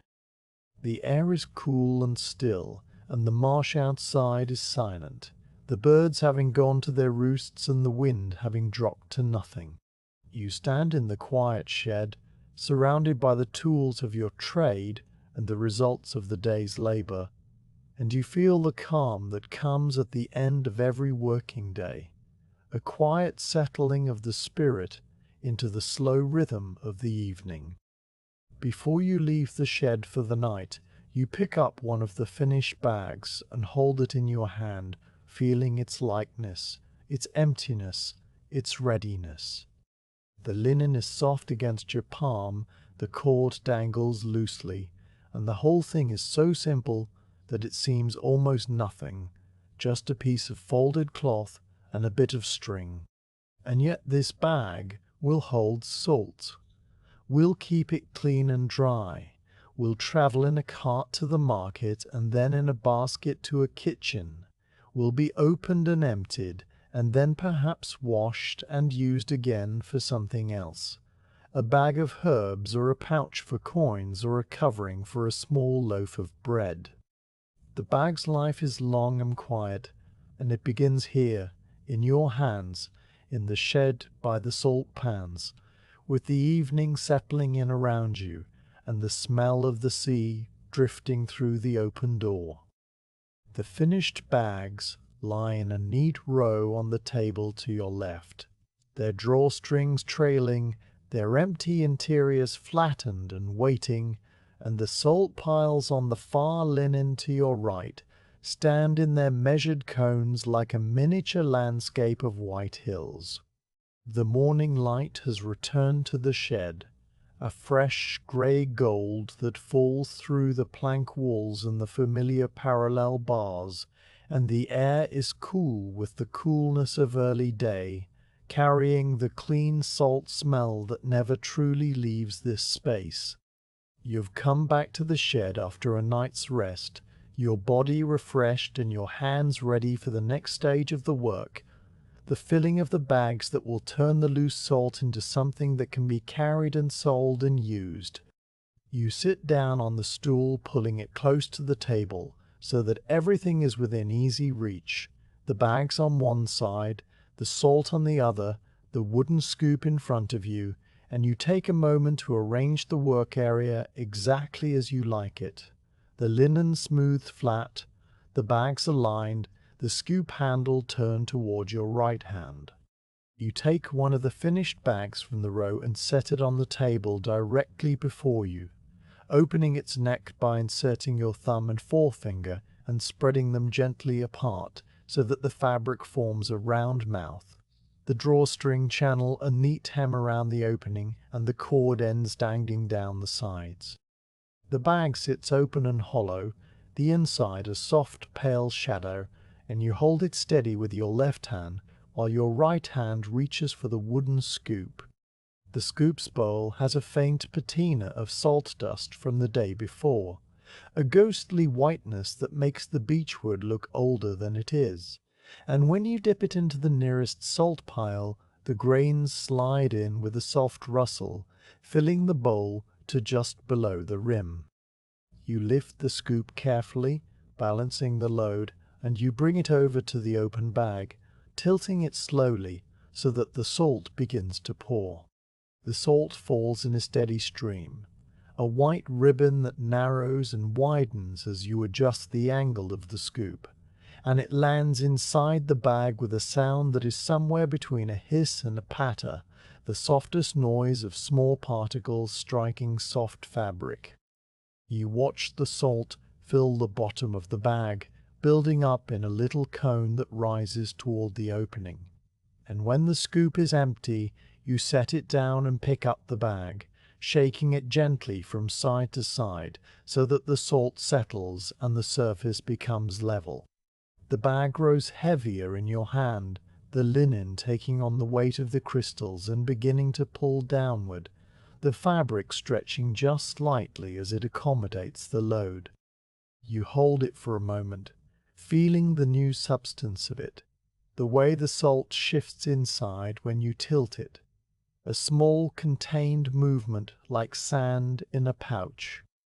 You set the half-filled bag down and reach for the scoop again, dipping into the same salt pile and lifting a second portion. The motion repeats, the pour, the hiss, the gentle shake, and now the bag is nearly full, the salt coming up to just below the drawstring channel. You take a third smaller scoop, adding only a pinch at a time, watching the level rise until it reaches the mark you know by sight, the point where the bag can still be closed without spilling, but holds exactly one full measure. You set the scoop aside and lift the bag with both hands, feeling its weight against your palms, and you bounce it lightly once, twice, letting the salt settle into every corner of the fabric so that there are no hollow spaces.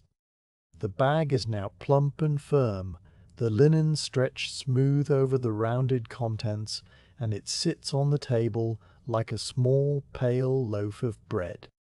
You set the first filled bag at the far end of the table, a little distance from the row of empty ones, and you reach for the second bag.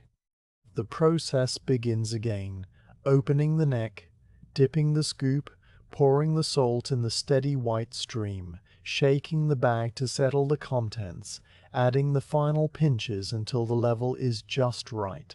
Your hands move with the rhythm of long practice, and the quiet sounds of the filling fill the shed, the rustle of salt in the scoop, the soft patter of the grains against the linen, the faint creaking of the table as you lean forward and back.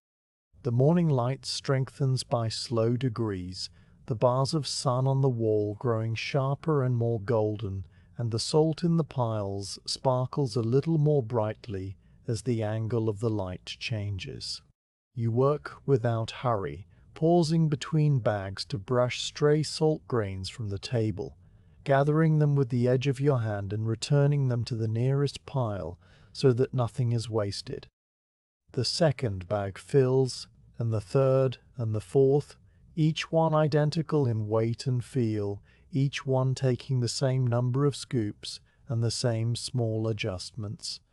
The linen of each bag warms slightly in your hands as you hold it, the fabric absorbing the heat of your skin, and the salt inside is cool, still holding the memory of the night air, even though the shed is warming with the day.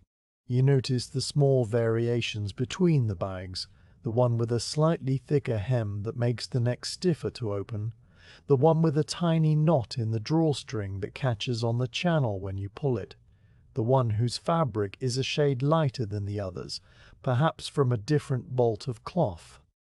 These differences are not flaws but characteristics, small marks of the handmade that make each bag its own small thing while still serving the same quiet purpose. After the sixth bag, the first salt pile is entirely gone, its place on the linen marked only by a faint white dusting that you brush off into the scoop and add to the next bag. You move on to the second pile, the medium salt with its coarser grains, and you notice the slight difference in how it pours, the way the larger crystals catch the light more distinctly as they fall and land with a fractionally louder sound, a tiny ticking that the fine salt does not make. The weight is the same, the measure is the same, and the bags fill just as steadily, the linen stretching around the coarser crystals with a texture that is barely perceptible through the fabric, a faint granular feel when you run your thumb over the surface. The coarser salt is meant for the fishmonger's barrels and the cheesemaker's wheels, and you imagine it doing its slow work of preservation, drawing moisture from flesh and curd, while the fine salt will dissolve instantly into bread dough and soup pots, vanishing without a trace. Both salts, coarse and fine, rest in the same linen bags, and the bags do not distinguish between them. You fill bag after bag, and the row of filled bags grows longer, now 6, now 10, now 15 plump white shapes lined up along the back of the table like a small flock of resting doves. The empty bags on your left are fewer now, the stack shrinking as the work progresses, and the salt piles on your right are diminishing too, the white hills being slowly leveled and carried away scoop by scoop. The shed is warm now, the morning having fully arrived, and you can feel a faint sheen of salt dust on your hands and arms, a fine white powder that clings to your skin and makes it feel dry and smooth.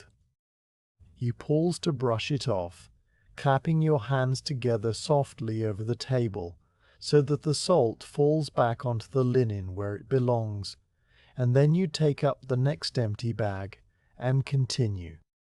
The 15th bag is the one with the slightly wider weave that you noticed during the inspection, and as you fill it you watch the fabric more closely, making sure that the fine salt does not sift through the tiny gaps between the threads.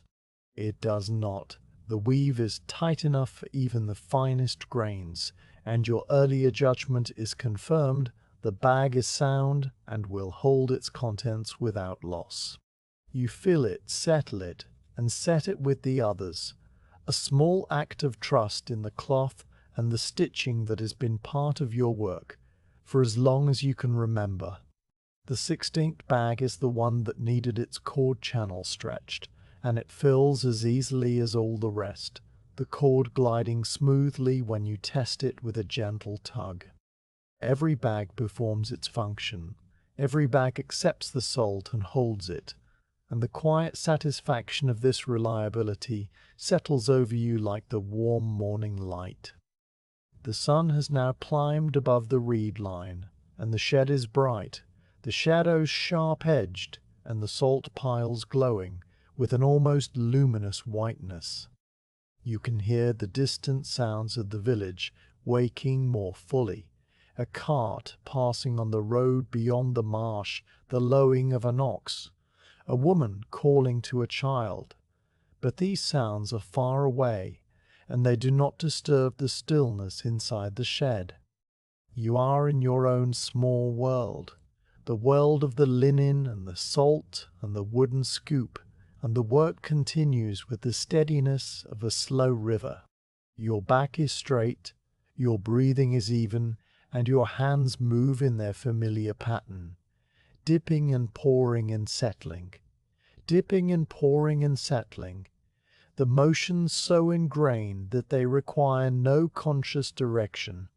By the time you reach the 20th bag, the salt piles are almost gone, only two remaining, one fine and one medium, and the row of filled bags stretches nearly the full length of the table.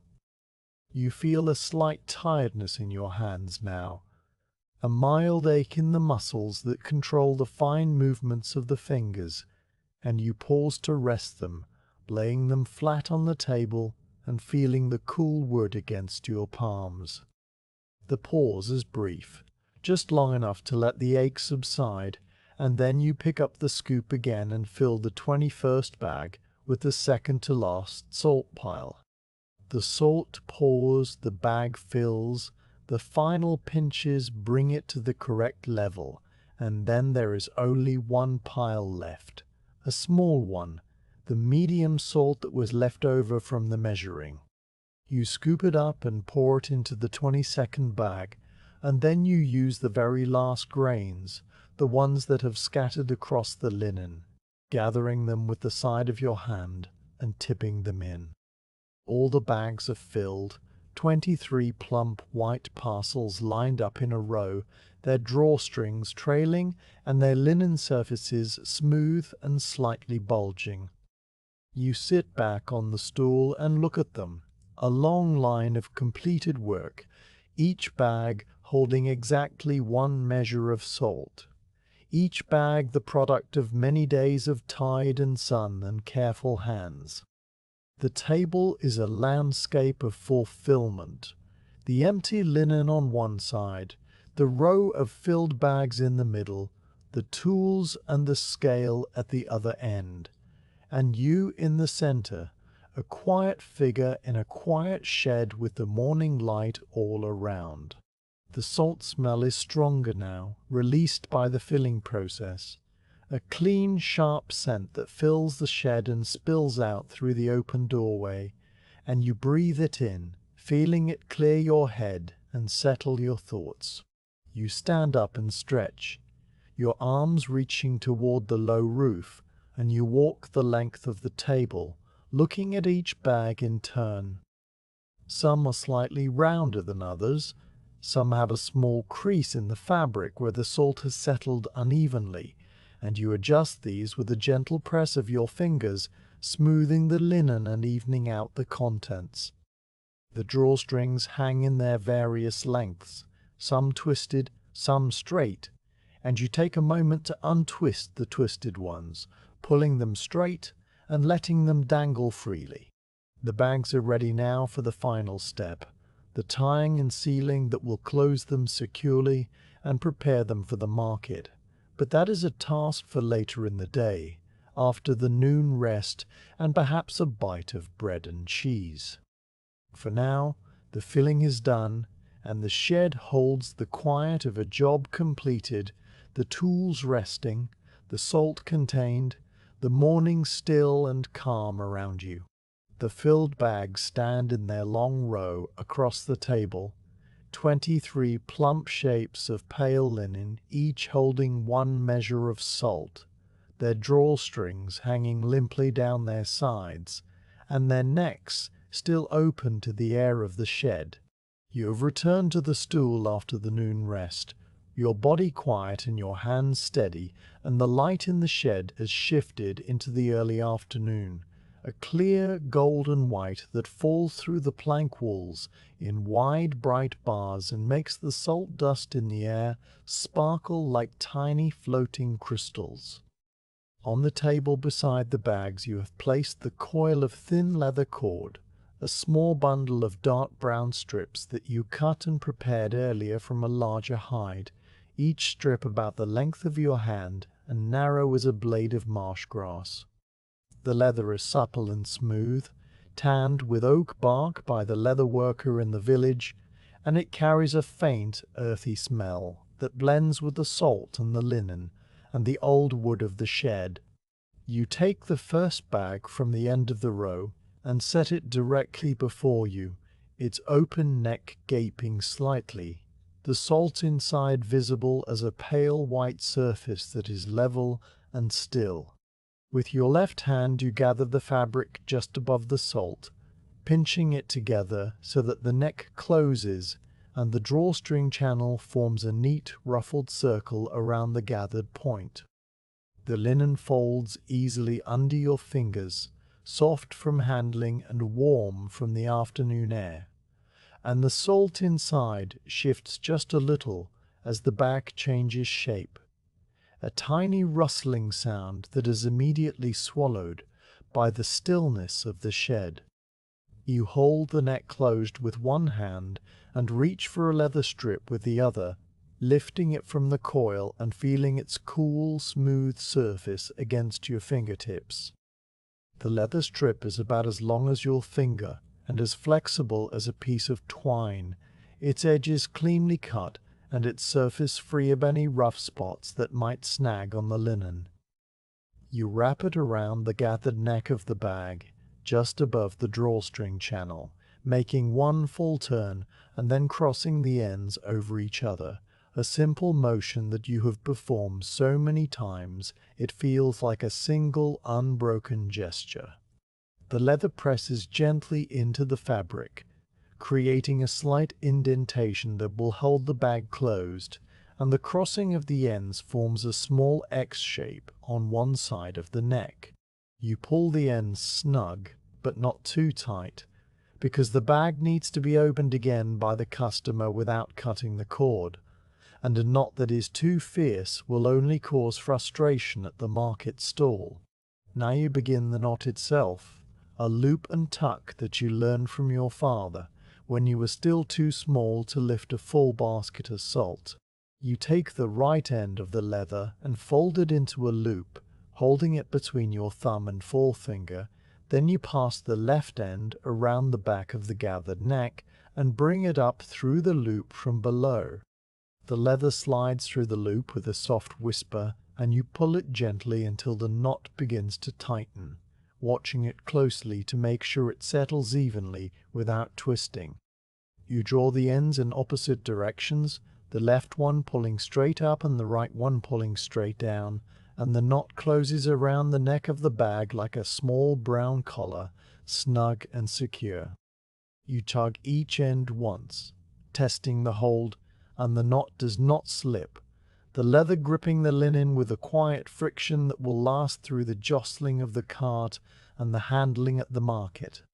The two ends of the leather now dangle from the knot, one slightly longer than the other, and you trim them with a little iron knife so that they are even, leaving a length about the width of your thumb. The trimmed ends fall onto the table, tiny dark curls of leather that you brush into your palm and set aside, and the bag is now fully closed, its neck gathered and tied, its contents safe inside. You lift the bag by its tied neck and turn it slowly in your hands, examining it from all sides, checking that the fabric is smooth and the knot is central and the salt is not leaking from any seam.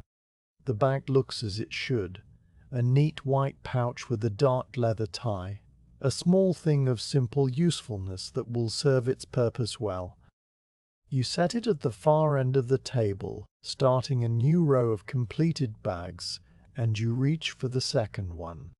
The second bag feels slightly different in your hands, its fabric a little coarser because it came from a different batch of linen woven in the winter when the light was poor and the threads were spun more hastily. You gather the neck just as you did before, the fabric folding under your pinch, and you wrap the leather strip around it with the same steady motion, the crossing of the ends, the loop and tuck, the gentle pulling tight. The knot forms itself under your fingers, as if guided by a memory that lives not in your mind but in your hands, a muscle memory that does not require thought or even attention.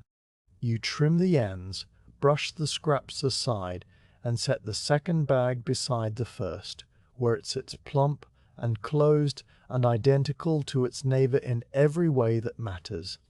Your hands move on to the third bag, and the fourth, and the fifth, and the rhythm of the tying establishes itself in the quiet of the shed, a gentle pulse of gathering and wrapping and knotting and trimming that repeats over and over without variation and without haste.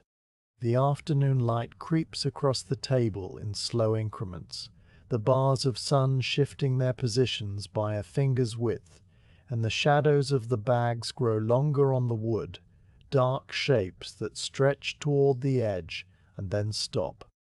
You notice the small differences between each bag as you work, the one whose salt settled into a slight slope that you level with a squeeze before tying, the one whose drawstring channel is thicker and requires a longer leather strip, the one whose linen has a tiny brown fleck from a flaxseed that was not fully removed during the retting. These details pass before your eyes and then are gone, each bag tied and set aside, the row of completed ones growing while the row of open ones shrinks. The leather strips are cool to the touch, cooler than the linen and cooler than your fingers, and they warm slightly as you handle them, absorbing your body heat until they feel almost alive. You cut new strips as you need them, using the iron knife on the coil, each cut precise and quick, the blade making a faint crunching sound as it severs the fibers.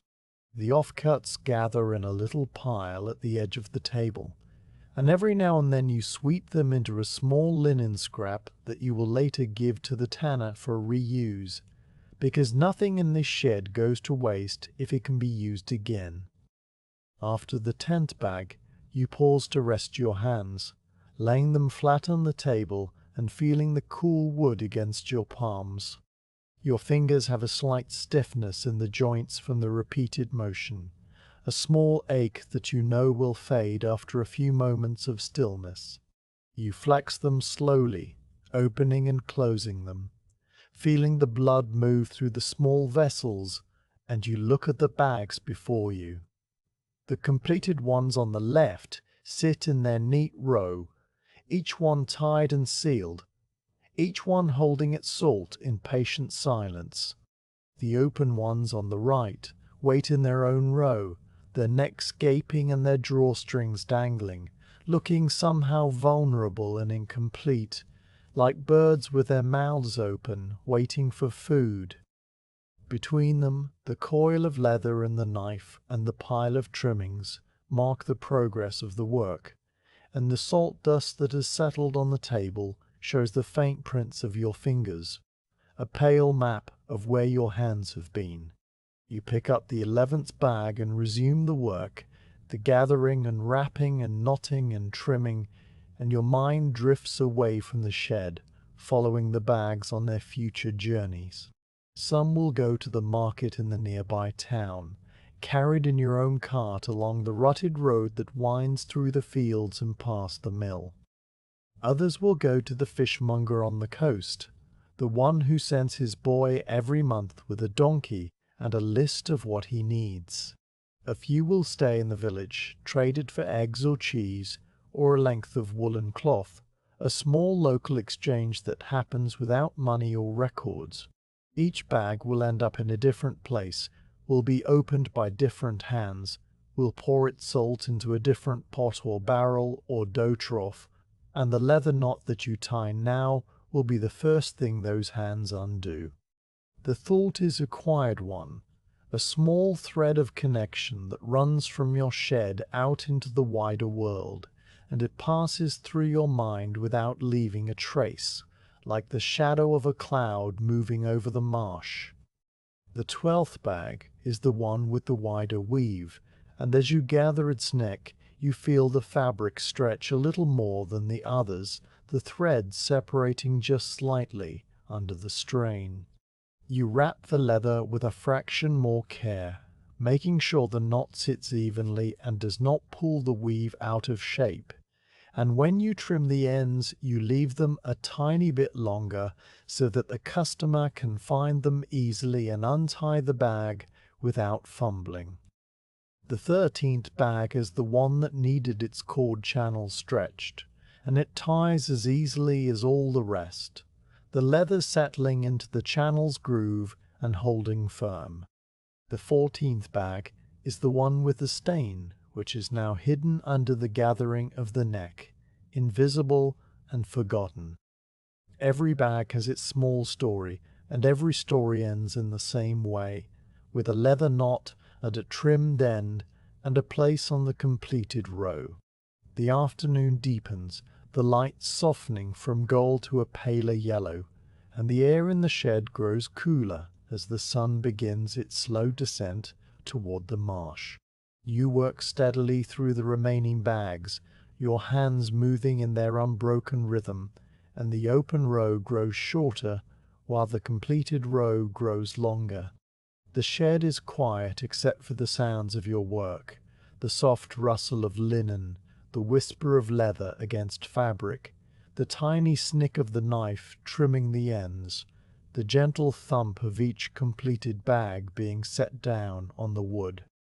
These sounds blend together into a sort of music, a monotonous, soothing music that lulls your thoughts into a state of calm attention where nothing exists but the bag in your hands and the knot under your fingers.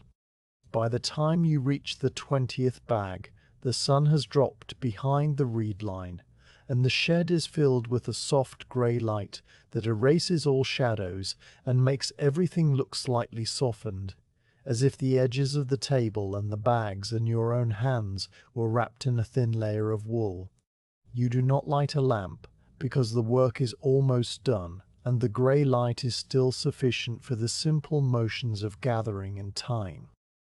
The leather strips feel cooler now, the temperature of the day beginning to fall, and you pause for a moment to rub your hands together, warming the fingers before you pick up the next bag.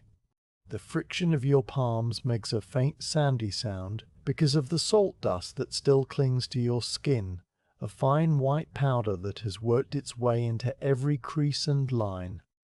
The 21st bag ties, and the 22nd, and then there is only one left, the 23rd, the one that was filled with the last of the medium salt. You pick it up and hold it for a moment, feeling its weight in your hands, the slight graininess of the coarser salt pressing against the fabric.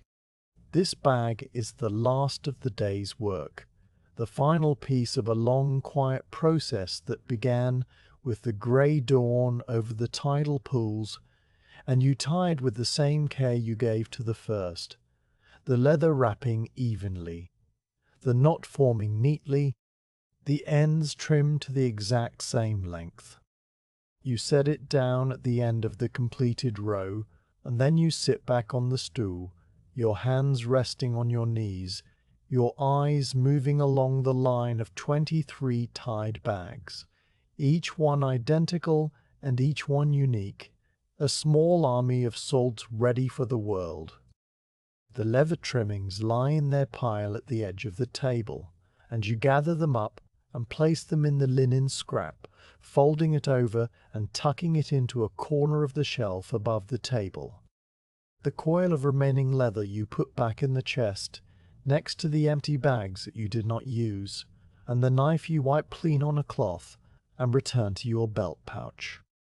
The shed is dim now, the grey light fading toward the darker grey of early evening, and the tied bags sit in their row like a long sentence written in white and brown, a quiet statement of work completed. You stand up and walk slowly along the table, touching each bag in turn, feeling the firmness of the knot and the plumpness of the salt and the smoothness of the linen, a final inspection that finds everything in order. The bags are ready, the salt is secure, and the day's work is done, leaving only the quiet of the evening and the slow drift of your thoughts toward home. The completed bags sit on the long wooden table in their neat row of 23, each one tied with a thin leather cord and plump with its measure of salt. Their linen surfaces pale and smooth in the deepening grey of the early evening. The light that falls through the gaps in the plank walls has softened further, losing its golden afternoon warmth and becoming a diffuse silver blue that makes the shadows under the table and in the corners of the shed seem deeper and more restful.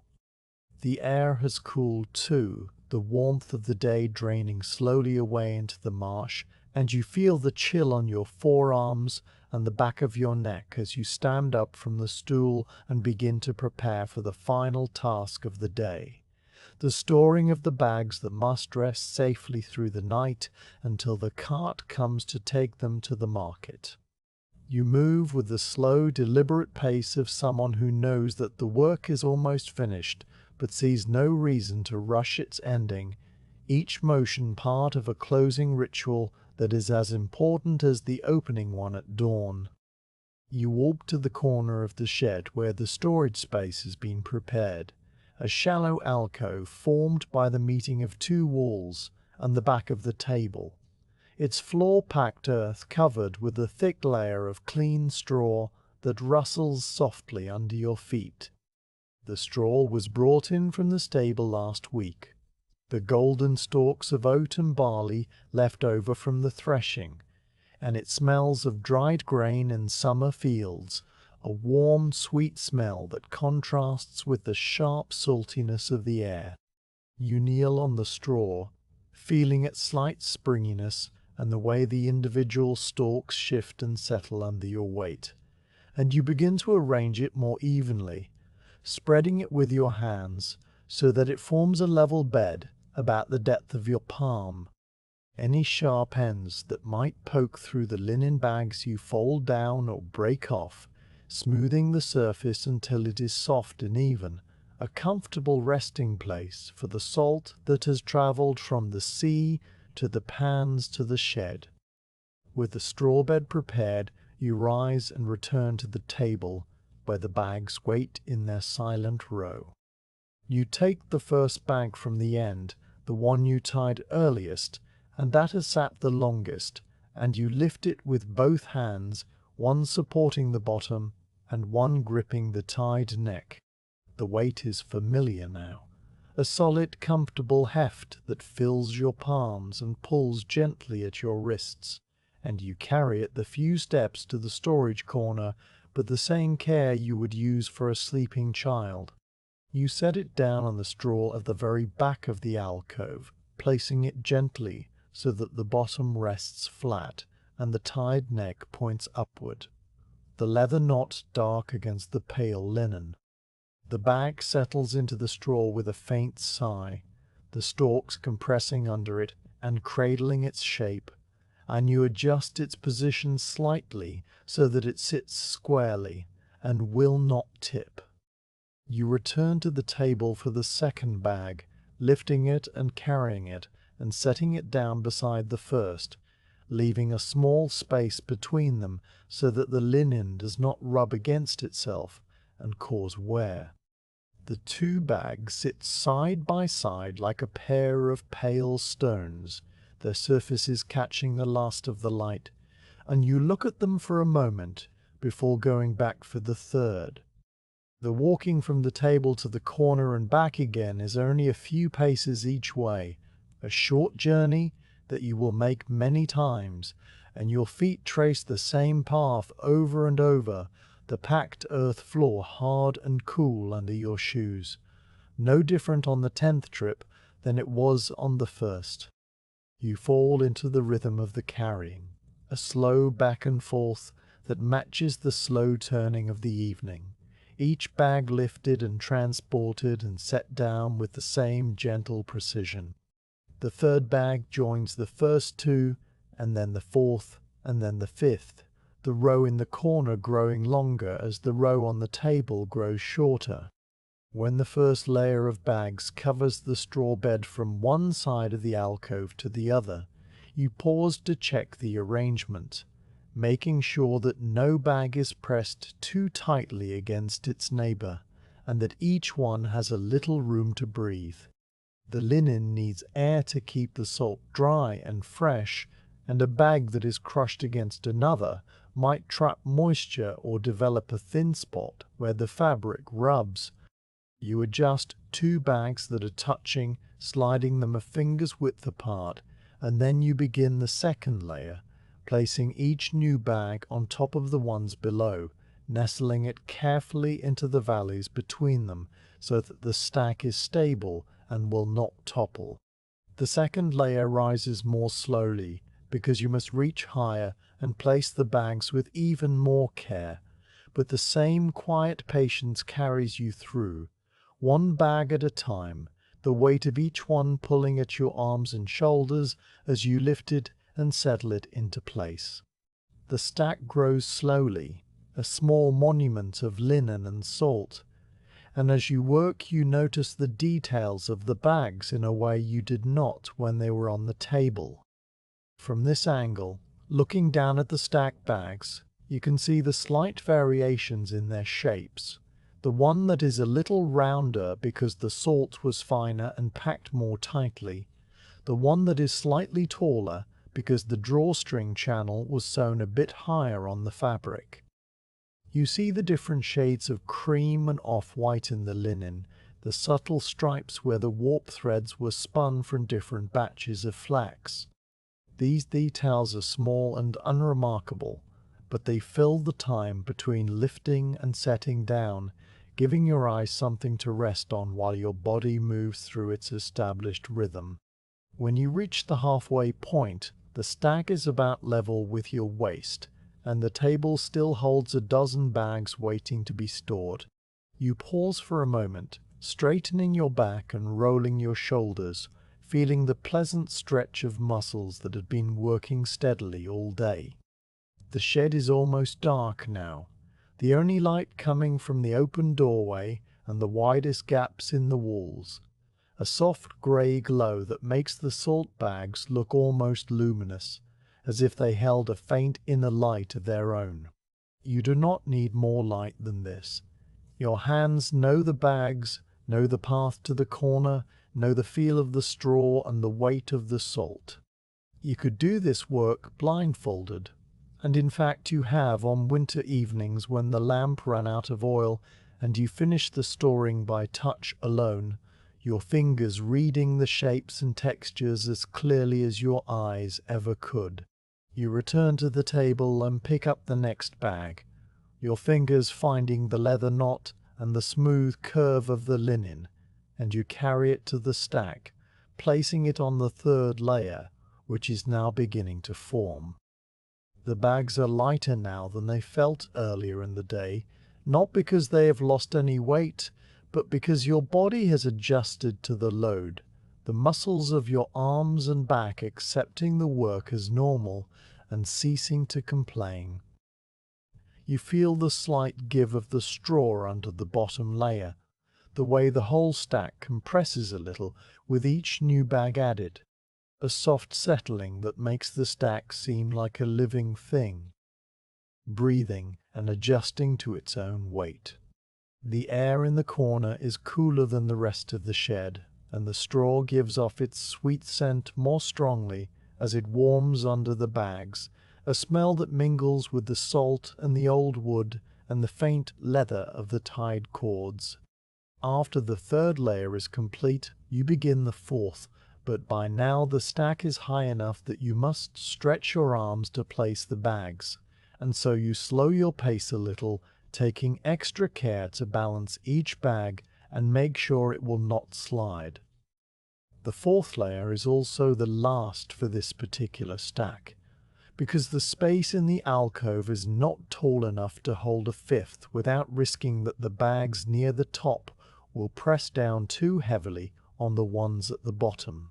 You know this from experience, the quiet accumulated knowledge of many seasons, and you stop when the stack reaches the right height, leaving a hand's breadth of air between the topmost bag and the low slope of the thatch roof. The remaining bags, only 3 of them, will go into a smaller basket that you keep for overflow. A round basket with a lid that sits on the floor beside the stack. You fetch it now, carrying it to the table, and you place the last 3 bags inside, nestling them side by side with a layer of straw between each one for cushioning. The lid goes on with a soft thump, and the basket is closed, ready to be stored beside the main stack. Now the corner of the shed holds all the salt that you have gathered, cleaned, measured, filled, and tied over the last 2 days. The stack of linen bags rises from the straw bed in quiet order, each layer level and true, each bag resting in its place with the leather knots dark against the pale fabric, the whole arrangement looking as solid and calm as the salt pans themselves. You stand before it, your hands hanging at your sides, and you feel the quiet satisfaction of things put away properly, a feeling that is less an emotion and more a physical sense of rightness, a balance restored between the work and the rest. The stack will wait here in the dark of the shed, the salt keeping itself dry and clean, the linen breathing the cool night air, until the cart comes and the bags are loaded for the journey to the market. You turn away from the stack and walk to the shelf above the table, where a large piece of coarse cloth lies folded, a fabric made of hemp and jute mixed together, its color a dark earthy brown, and its texture rough and heavy. You take it down and shake it out, the fabric unfolding with a soft flapping sound, and you carry it to the storage corner. Draping it over the stack is a simple task, but you do it with care, starting at the back and drawing the cloth forward so that it covers the top and the sides of the stack completely, the edges hanging down to brush the straw on the floor. The cloth will keep off the dust that drifts through the shed in dry weather, and the wandering insects that might be drawn to the salt, the small moths and beetles that live in the thatch and come out at night. You tug the edges under the bottom layer of bags, securing the cloth so that it will not snip off during the night. And then you step back and look at the covered stack, a dark anonymous shape in the dim corner, its contents hidden and protected.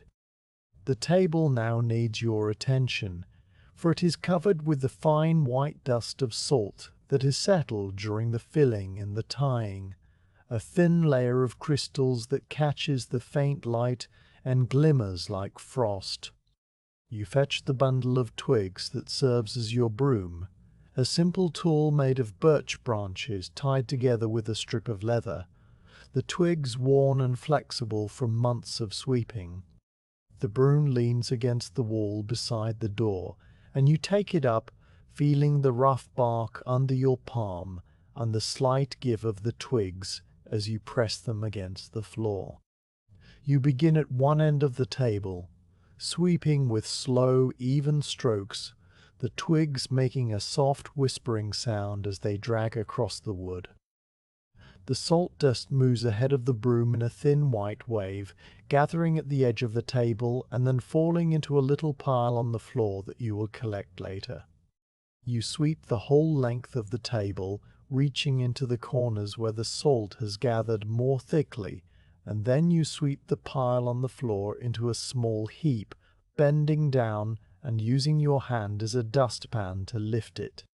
The heap of salt dust is about the size of a small handful, too little to fill a bag, but too much to waste, and so you pour it into a small clay jar that you keep on the shelf for exactly this purpose.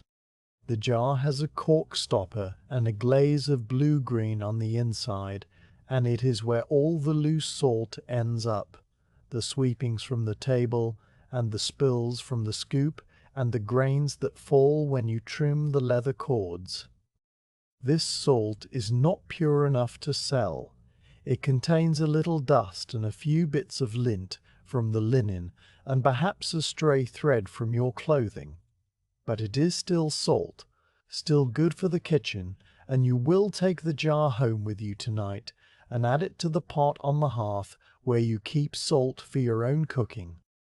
You pour the salt dust into the jar, watching it slide through the narrow neck in a fine white stream, and then you press the cork in firmly and set the jar on the windowsill, where you will remember to pick it up before you leave. With the table swept clean, you turn your attention to the tools that have served you through the day, the rake and the sieve, and the wooden scoop and the balance scale, all of which are lying on the table or hanging from their pegs, and all of which need to be wiped down and put away properly. You take a scrap of clean linen from the shelf, a piece of old fabric too worn for bag making, but still good for this, and you dampen it slightly from the water jug that sits on the floor in the corner. The water is cool and clean, and you wet only a corner of the cloth, wringing it out so that it is damp but not dripping. Then you begin with the rake, wiping the handle first, feeling the smooth wood under the damp cloth, removing the faint white film of salt dust that has settled there. You wipe the teeth of the rake, one by one, the cloth sliding between them and coming away with a fine powder that you shake off into the air. When the rake is clean and dry to the touch, you hang it on its two wooden pegs on the wall, the handle resting across them so that the teeth point downward and will not catch on anything. The sieve is next, and you wipe its willow rim carefully, running the cloth along the smooth curve of the wood and then dabbing gently at the horsehair mesh, taking care not to snag the fine strands or push them out of shape. The mesh is still mostly clean, the salt having passed through it without leaving much residue, and the damp cloth removes the last few grains that cling to the hairs. You hang the sieve on its own peg, a smaller peg set higher on the wall so that the sieve hangs flat against the planks, its mesh protected from anything that might bump against it. The wooden scoop you wipe inside and out, the beechwood darkening slightly where the damp cloth touches it, and then you set it on the shelf above the table, its handle aligned with the edge of the shelf so that you can find it easily in the morning. The balance scale you wipe last, taking extra care with the leather thongs and the wooden pans, making sure that no salt residue is left in the joints where the thongs attach to the beam. The scale is the most delicate of your tools, and you treat it with a corresponding gentleness, lifting it by its central post and placing it on the shelf beside the scoop where it will sit safely through the night. The stool you push under the table, out of the way of any night creatures that might wander in through the gap under the door, and the clay cup you rinse with a splash of water from the jug, the water turning slightly cloudy as it washes away the salt dust, and then you set the cup upside down on the windowsill to dry. The water jug you cover with a small wooden lid, keeping out dust, and the jar of sweepings you pick up and hold in your hand, its weight a small reminder of the day's work and the small rewards of thrift. The shed is now tidy and ordered, everything in its place, the tools clean and hung, the table bare and swept, the salt stored and covered, and the air inside the shed carries the mingled scents of salt straw, damp cloth, and old wood, a combination that is as familiar to you as your own name. You step toward the doorway and pause on the threshold, looking back into the dim interior of the shed for a final check. The covered stack in the corner is a dark, still shape, the straw on the floor pale around it, and the tools on the wall are faint silhouettes against the grey planks. Everything is as it should be, and you turn away, stepping outside into the evening. The change in the light is immediate, the sky above the marsh a deep soft blue with only a trace of gold, low in the west where the sun has already disappeared. The salt pans stretch away in their flat rectangles, some dark with water and others pale with the white crusts of the pans that will be ready tomorrow, and the marsh grass beyond them is a shadowy sea of grey-green that ripples very faintly in the evening breeze. The air is cool and moist, carrying the salt smell that never leaves the pans. But now there is another smell too, the smell of wood smoke drifting from the cottages at the edge of the village, a warm, earthy smell that speaks of fires being lit for the evening meal and the slow settling of the world into night. You stand there for a little while, the jar of salt in your hand, the cool air on your face, and you let the quiet of the marsh and the distant smell of smoke fill you up, a calm ending to a calm day, before you finally turn and begin the slow walk home along the grassy path that leads away from the shed and into the gathering dusk. You stand on the low wooden bench outside the shed, a bench made from a single split log with the flat side up and the bark still clinging to its underside, weathered by years of sun and salt wind to a silvery grey that matches the plank walls behind you. The bench is positioned just to the side of the doorway, facing out toward the salt pans and the marsh beyond, a place where you have sat many times at the end of many days to let the quiet of the evening settle over you before walking home. The wood is cool through the fabric of your tunic, cool and smooth and slightly damp with the first touch of the evening dew, and you settle your weight onto it slowly, your hands resting on your thighs and your feet flat on the packed earth that forms a small apron of hard ground in front of the shed. The small clay jar of sweepings sits beside you on the bench, its cork stopper pale against the dark glaze, a tiny domestic reminder of the work that has filled the hours since dawn.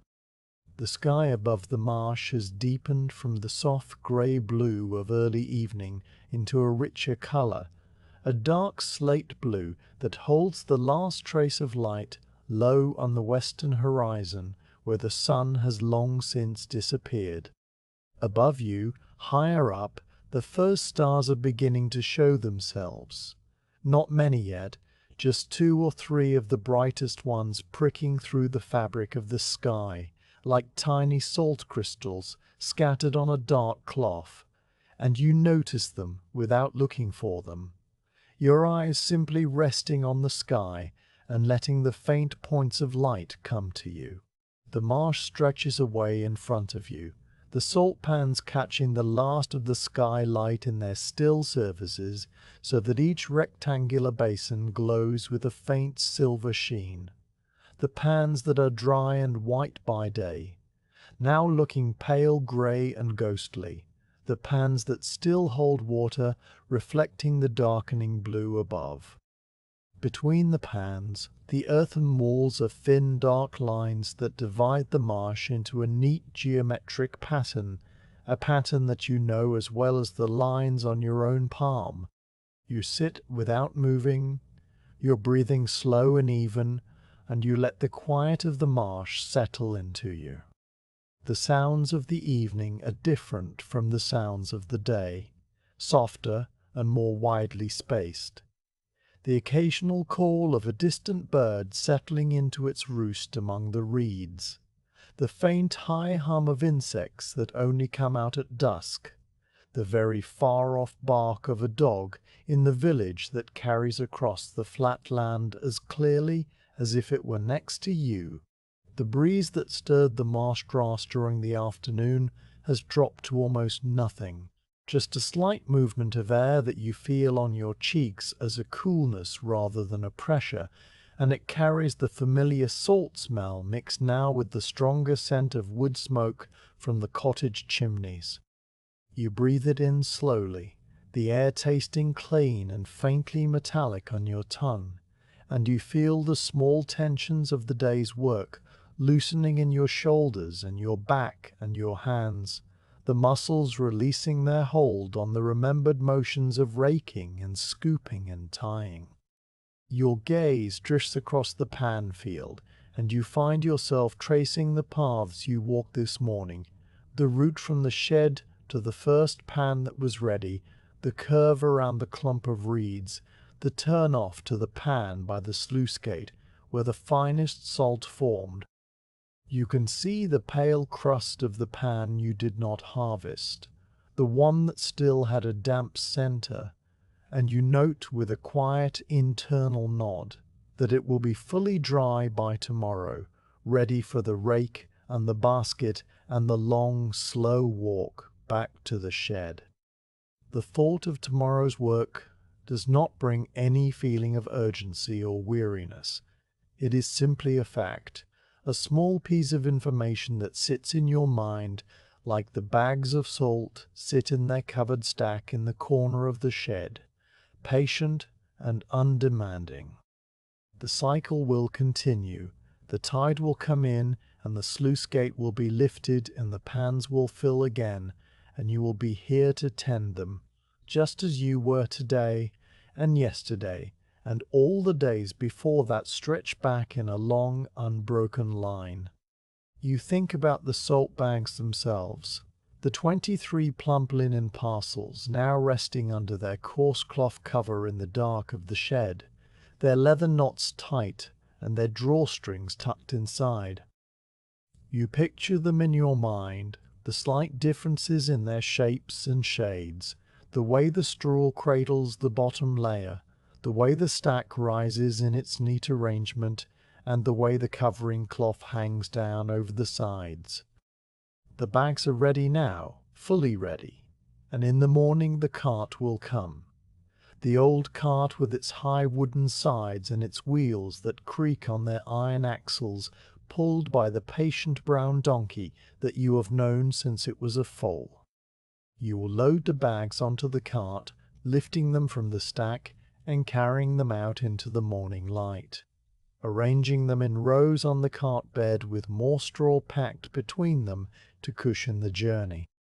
Then you will walk beside the cart along the rutted road that leads away from the marsh and through the fields to the market town.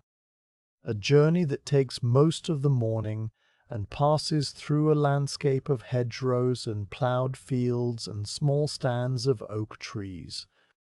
The road to the market unrolls in your thoughts like a length of linen cloth, each section familiar and known. First, the track that leaves the marsh and climbs a slight rise to the top of the sea wall, where you can look back and see the whole pan field laid out below, a patchwork of silver and grey and white. Then the long straight stretch across the grazing meadows, where the sheep lift their heads to watch you pass and then lower them again to the grass. Then the ford across the shallow river, where the cart wheels sink slightly into the gravel bed, and the water splashes up cool against your ankles. Then the slow climb through the beech wood, the trees meeting overhead in a green tunnel that is cool even on the hottest days, and finally the emergence into the open farmland that surrounds the market town, the church spire visible from a mile away as a grey finger pointing at the sky. The journey is as much a part of the salt story as the pans and the shed, and you think about it with a quiet pleasure, the slow movement through the countryside, the changing smells of marsh and meadow and river and wood, the familiar faces of the people you will pass on the road and exchange a nod with. In the market town, you will set up your stall in the square, a simple trestle table that you unfold from the back of the cart and cover with a clean cloth. The bags of salt will be arranged on the cloth in neat rows, and you will sit on a folding stool behind the table while the townspeople come and go, examining the bags and asking the same questions they always ask. Is the salt from the new pans or the old? Is it fine or coarse? Has it been properly dried? You will answer in a calm voice, letting them feel the weight of the bags and see the whiteness of the crystals, and one by one the bags will be sold, exchanged for copper coins that you drop into a leather purse at your belt. The baker will come, a round man with flour on his apron, and he will buy 6 bags of the fine salt for his bread and his pastries. The fishmonger will come, his hams smelling of the sea, even in the middle of the town, and he will take the coarser bags for his barrels. The cheesemaker, a woman with strong arms and a quiet voice, will buy 2 bags and ask after your family. These transactions are small and routine, but they connect your work to the wider world, the salt moving from your hands to theirs, and then into the food that will feed the whole region. You think about the feel of the linen bags as you hand them over, the weight of them leaving your hands, the small moment of exchange when the salt stops being yours and becomes something else, an ingredient, a preservative, a seasoning. The bags themselves will go on to have their own lives, washed and reused or cut down into smaller cloths or used to wrap a piece of cheese in a traveler's pack, their purpose shifting as the salt is used up. Nothing is wasted, nothing is lost, everything moves in a slow cycle that mirrors the cycle of the tide and the sun and the salt, a cycle that you are a small part of, a quiet figure at the center of a quiet process that sustains the world in ways that most people never think about. Your thoughts drift away from the market and back to the shed, to the tools hanging on the wall in the dark, the rake and the sieve and the scoop, each one waiting for your hands to lift them again in the morning. You think about the feel of the rake handle, smooth and warm, and the sound of the salt whispering as it gathers before the teeth. You think about the sieve and the gentle rocking motion of your hands as you shake the crystals through the horsehair mesh, the fine grains falling like rain onto the clean linen. You think about the scoop and the weight of the salt in its beechwood bowl, the way it pours in a steady white stream into the open mouth of the bag. These are the sensations of your life, the small physical experiences that fill your days and give them their texture, and you hold them in your mind now without nostalgia or longing, simply as facts, as the components of a life lived close to the earth and the water and the salt. The evening has grown darker while you have been sitting, the sky overhead now fully black and scattered with stars in their thousands, a great sweep of light that stretches from horizon to horizon, the Milky Way a faint, dusty band across the center. The salt pans have lost their silver glow and become dark rectangles that are only visible because you know where they are, their outlines etched in your memory. The air is cooler now, distinctly cool, and you feel it on your forearms and the tops of your ears, the kind of cool that tells you it is time to go inside and find a blanket and a bowl of something warm. But you stay a little longer on the bench, not ready yet to break the spell of the evening, the quiet that wraps around you like a second layer of clothing. You think about the linen of the bags, the feel of it under your fingers when you were inspecting the seams and threading the drawstrings, the slight roughness of the fibers and the way the fabric warmed as you handled it. You think about the leather cords, their dark brown color and their earthy smell, and the way they wrapped around the gathered necks of the bags, the small knots that will be untied by the baker and the fishmonger and the cheesemaker. You think about the salt itself, the white crystals that began as seawater in a tidal channel and then lay for days under the sun and the wind, slowly forming into a crust that you scraped away with a wooden rake. The salt has traveled a long way to get here, from the deep ocean to the shallow pans to the linen bags on the cart, and its journey is not over yet. It will go further still, into bread and cheese and salted fish, into the bodies of the people who eat those foods, into the sweat and the tears and the blood, and then back to the sea again, carried by rivers and streams, a slow, endless circulation that has been going on since the first rain fell on the first rock. You do not often think in these large terms, your mind usually occupied with the small practical details of the pans and the weather, and the market prices, but the evening has a way of loosening your thoughts, letting them wander into wider spaces. The stars above you are the same stars that shone on the first salt makers who ever scraped crystals from a drying pool, and the sea that feeds your pans is the same sea that has been rising and falling with the tides for millions of years. You are a very small part of a very large story, and there is a comfort in that smallness, a release from the burden of importance. You do not need to be significant. You only need to tend the pans and fill the bags and tie the knots and walk the path, and that is enough. That has always been enough. A slight sound pulls you back to the present, the soft hoot of an owl somewhere in the marsh grass, a low musical call that repeats twice and then falls silent. You turn your head toward the sound, but you cannot see the bird, only the dark mass of the reeds against the slightly lighter sky. The owl calls again, further away this time, and then it is gone, and the silence that follows is deeper than before.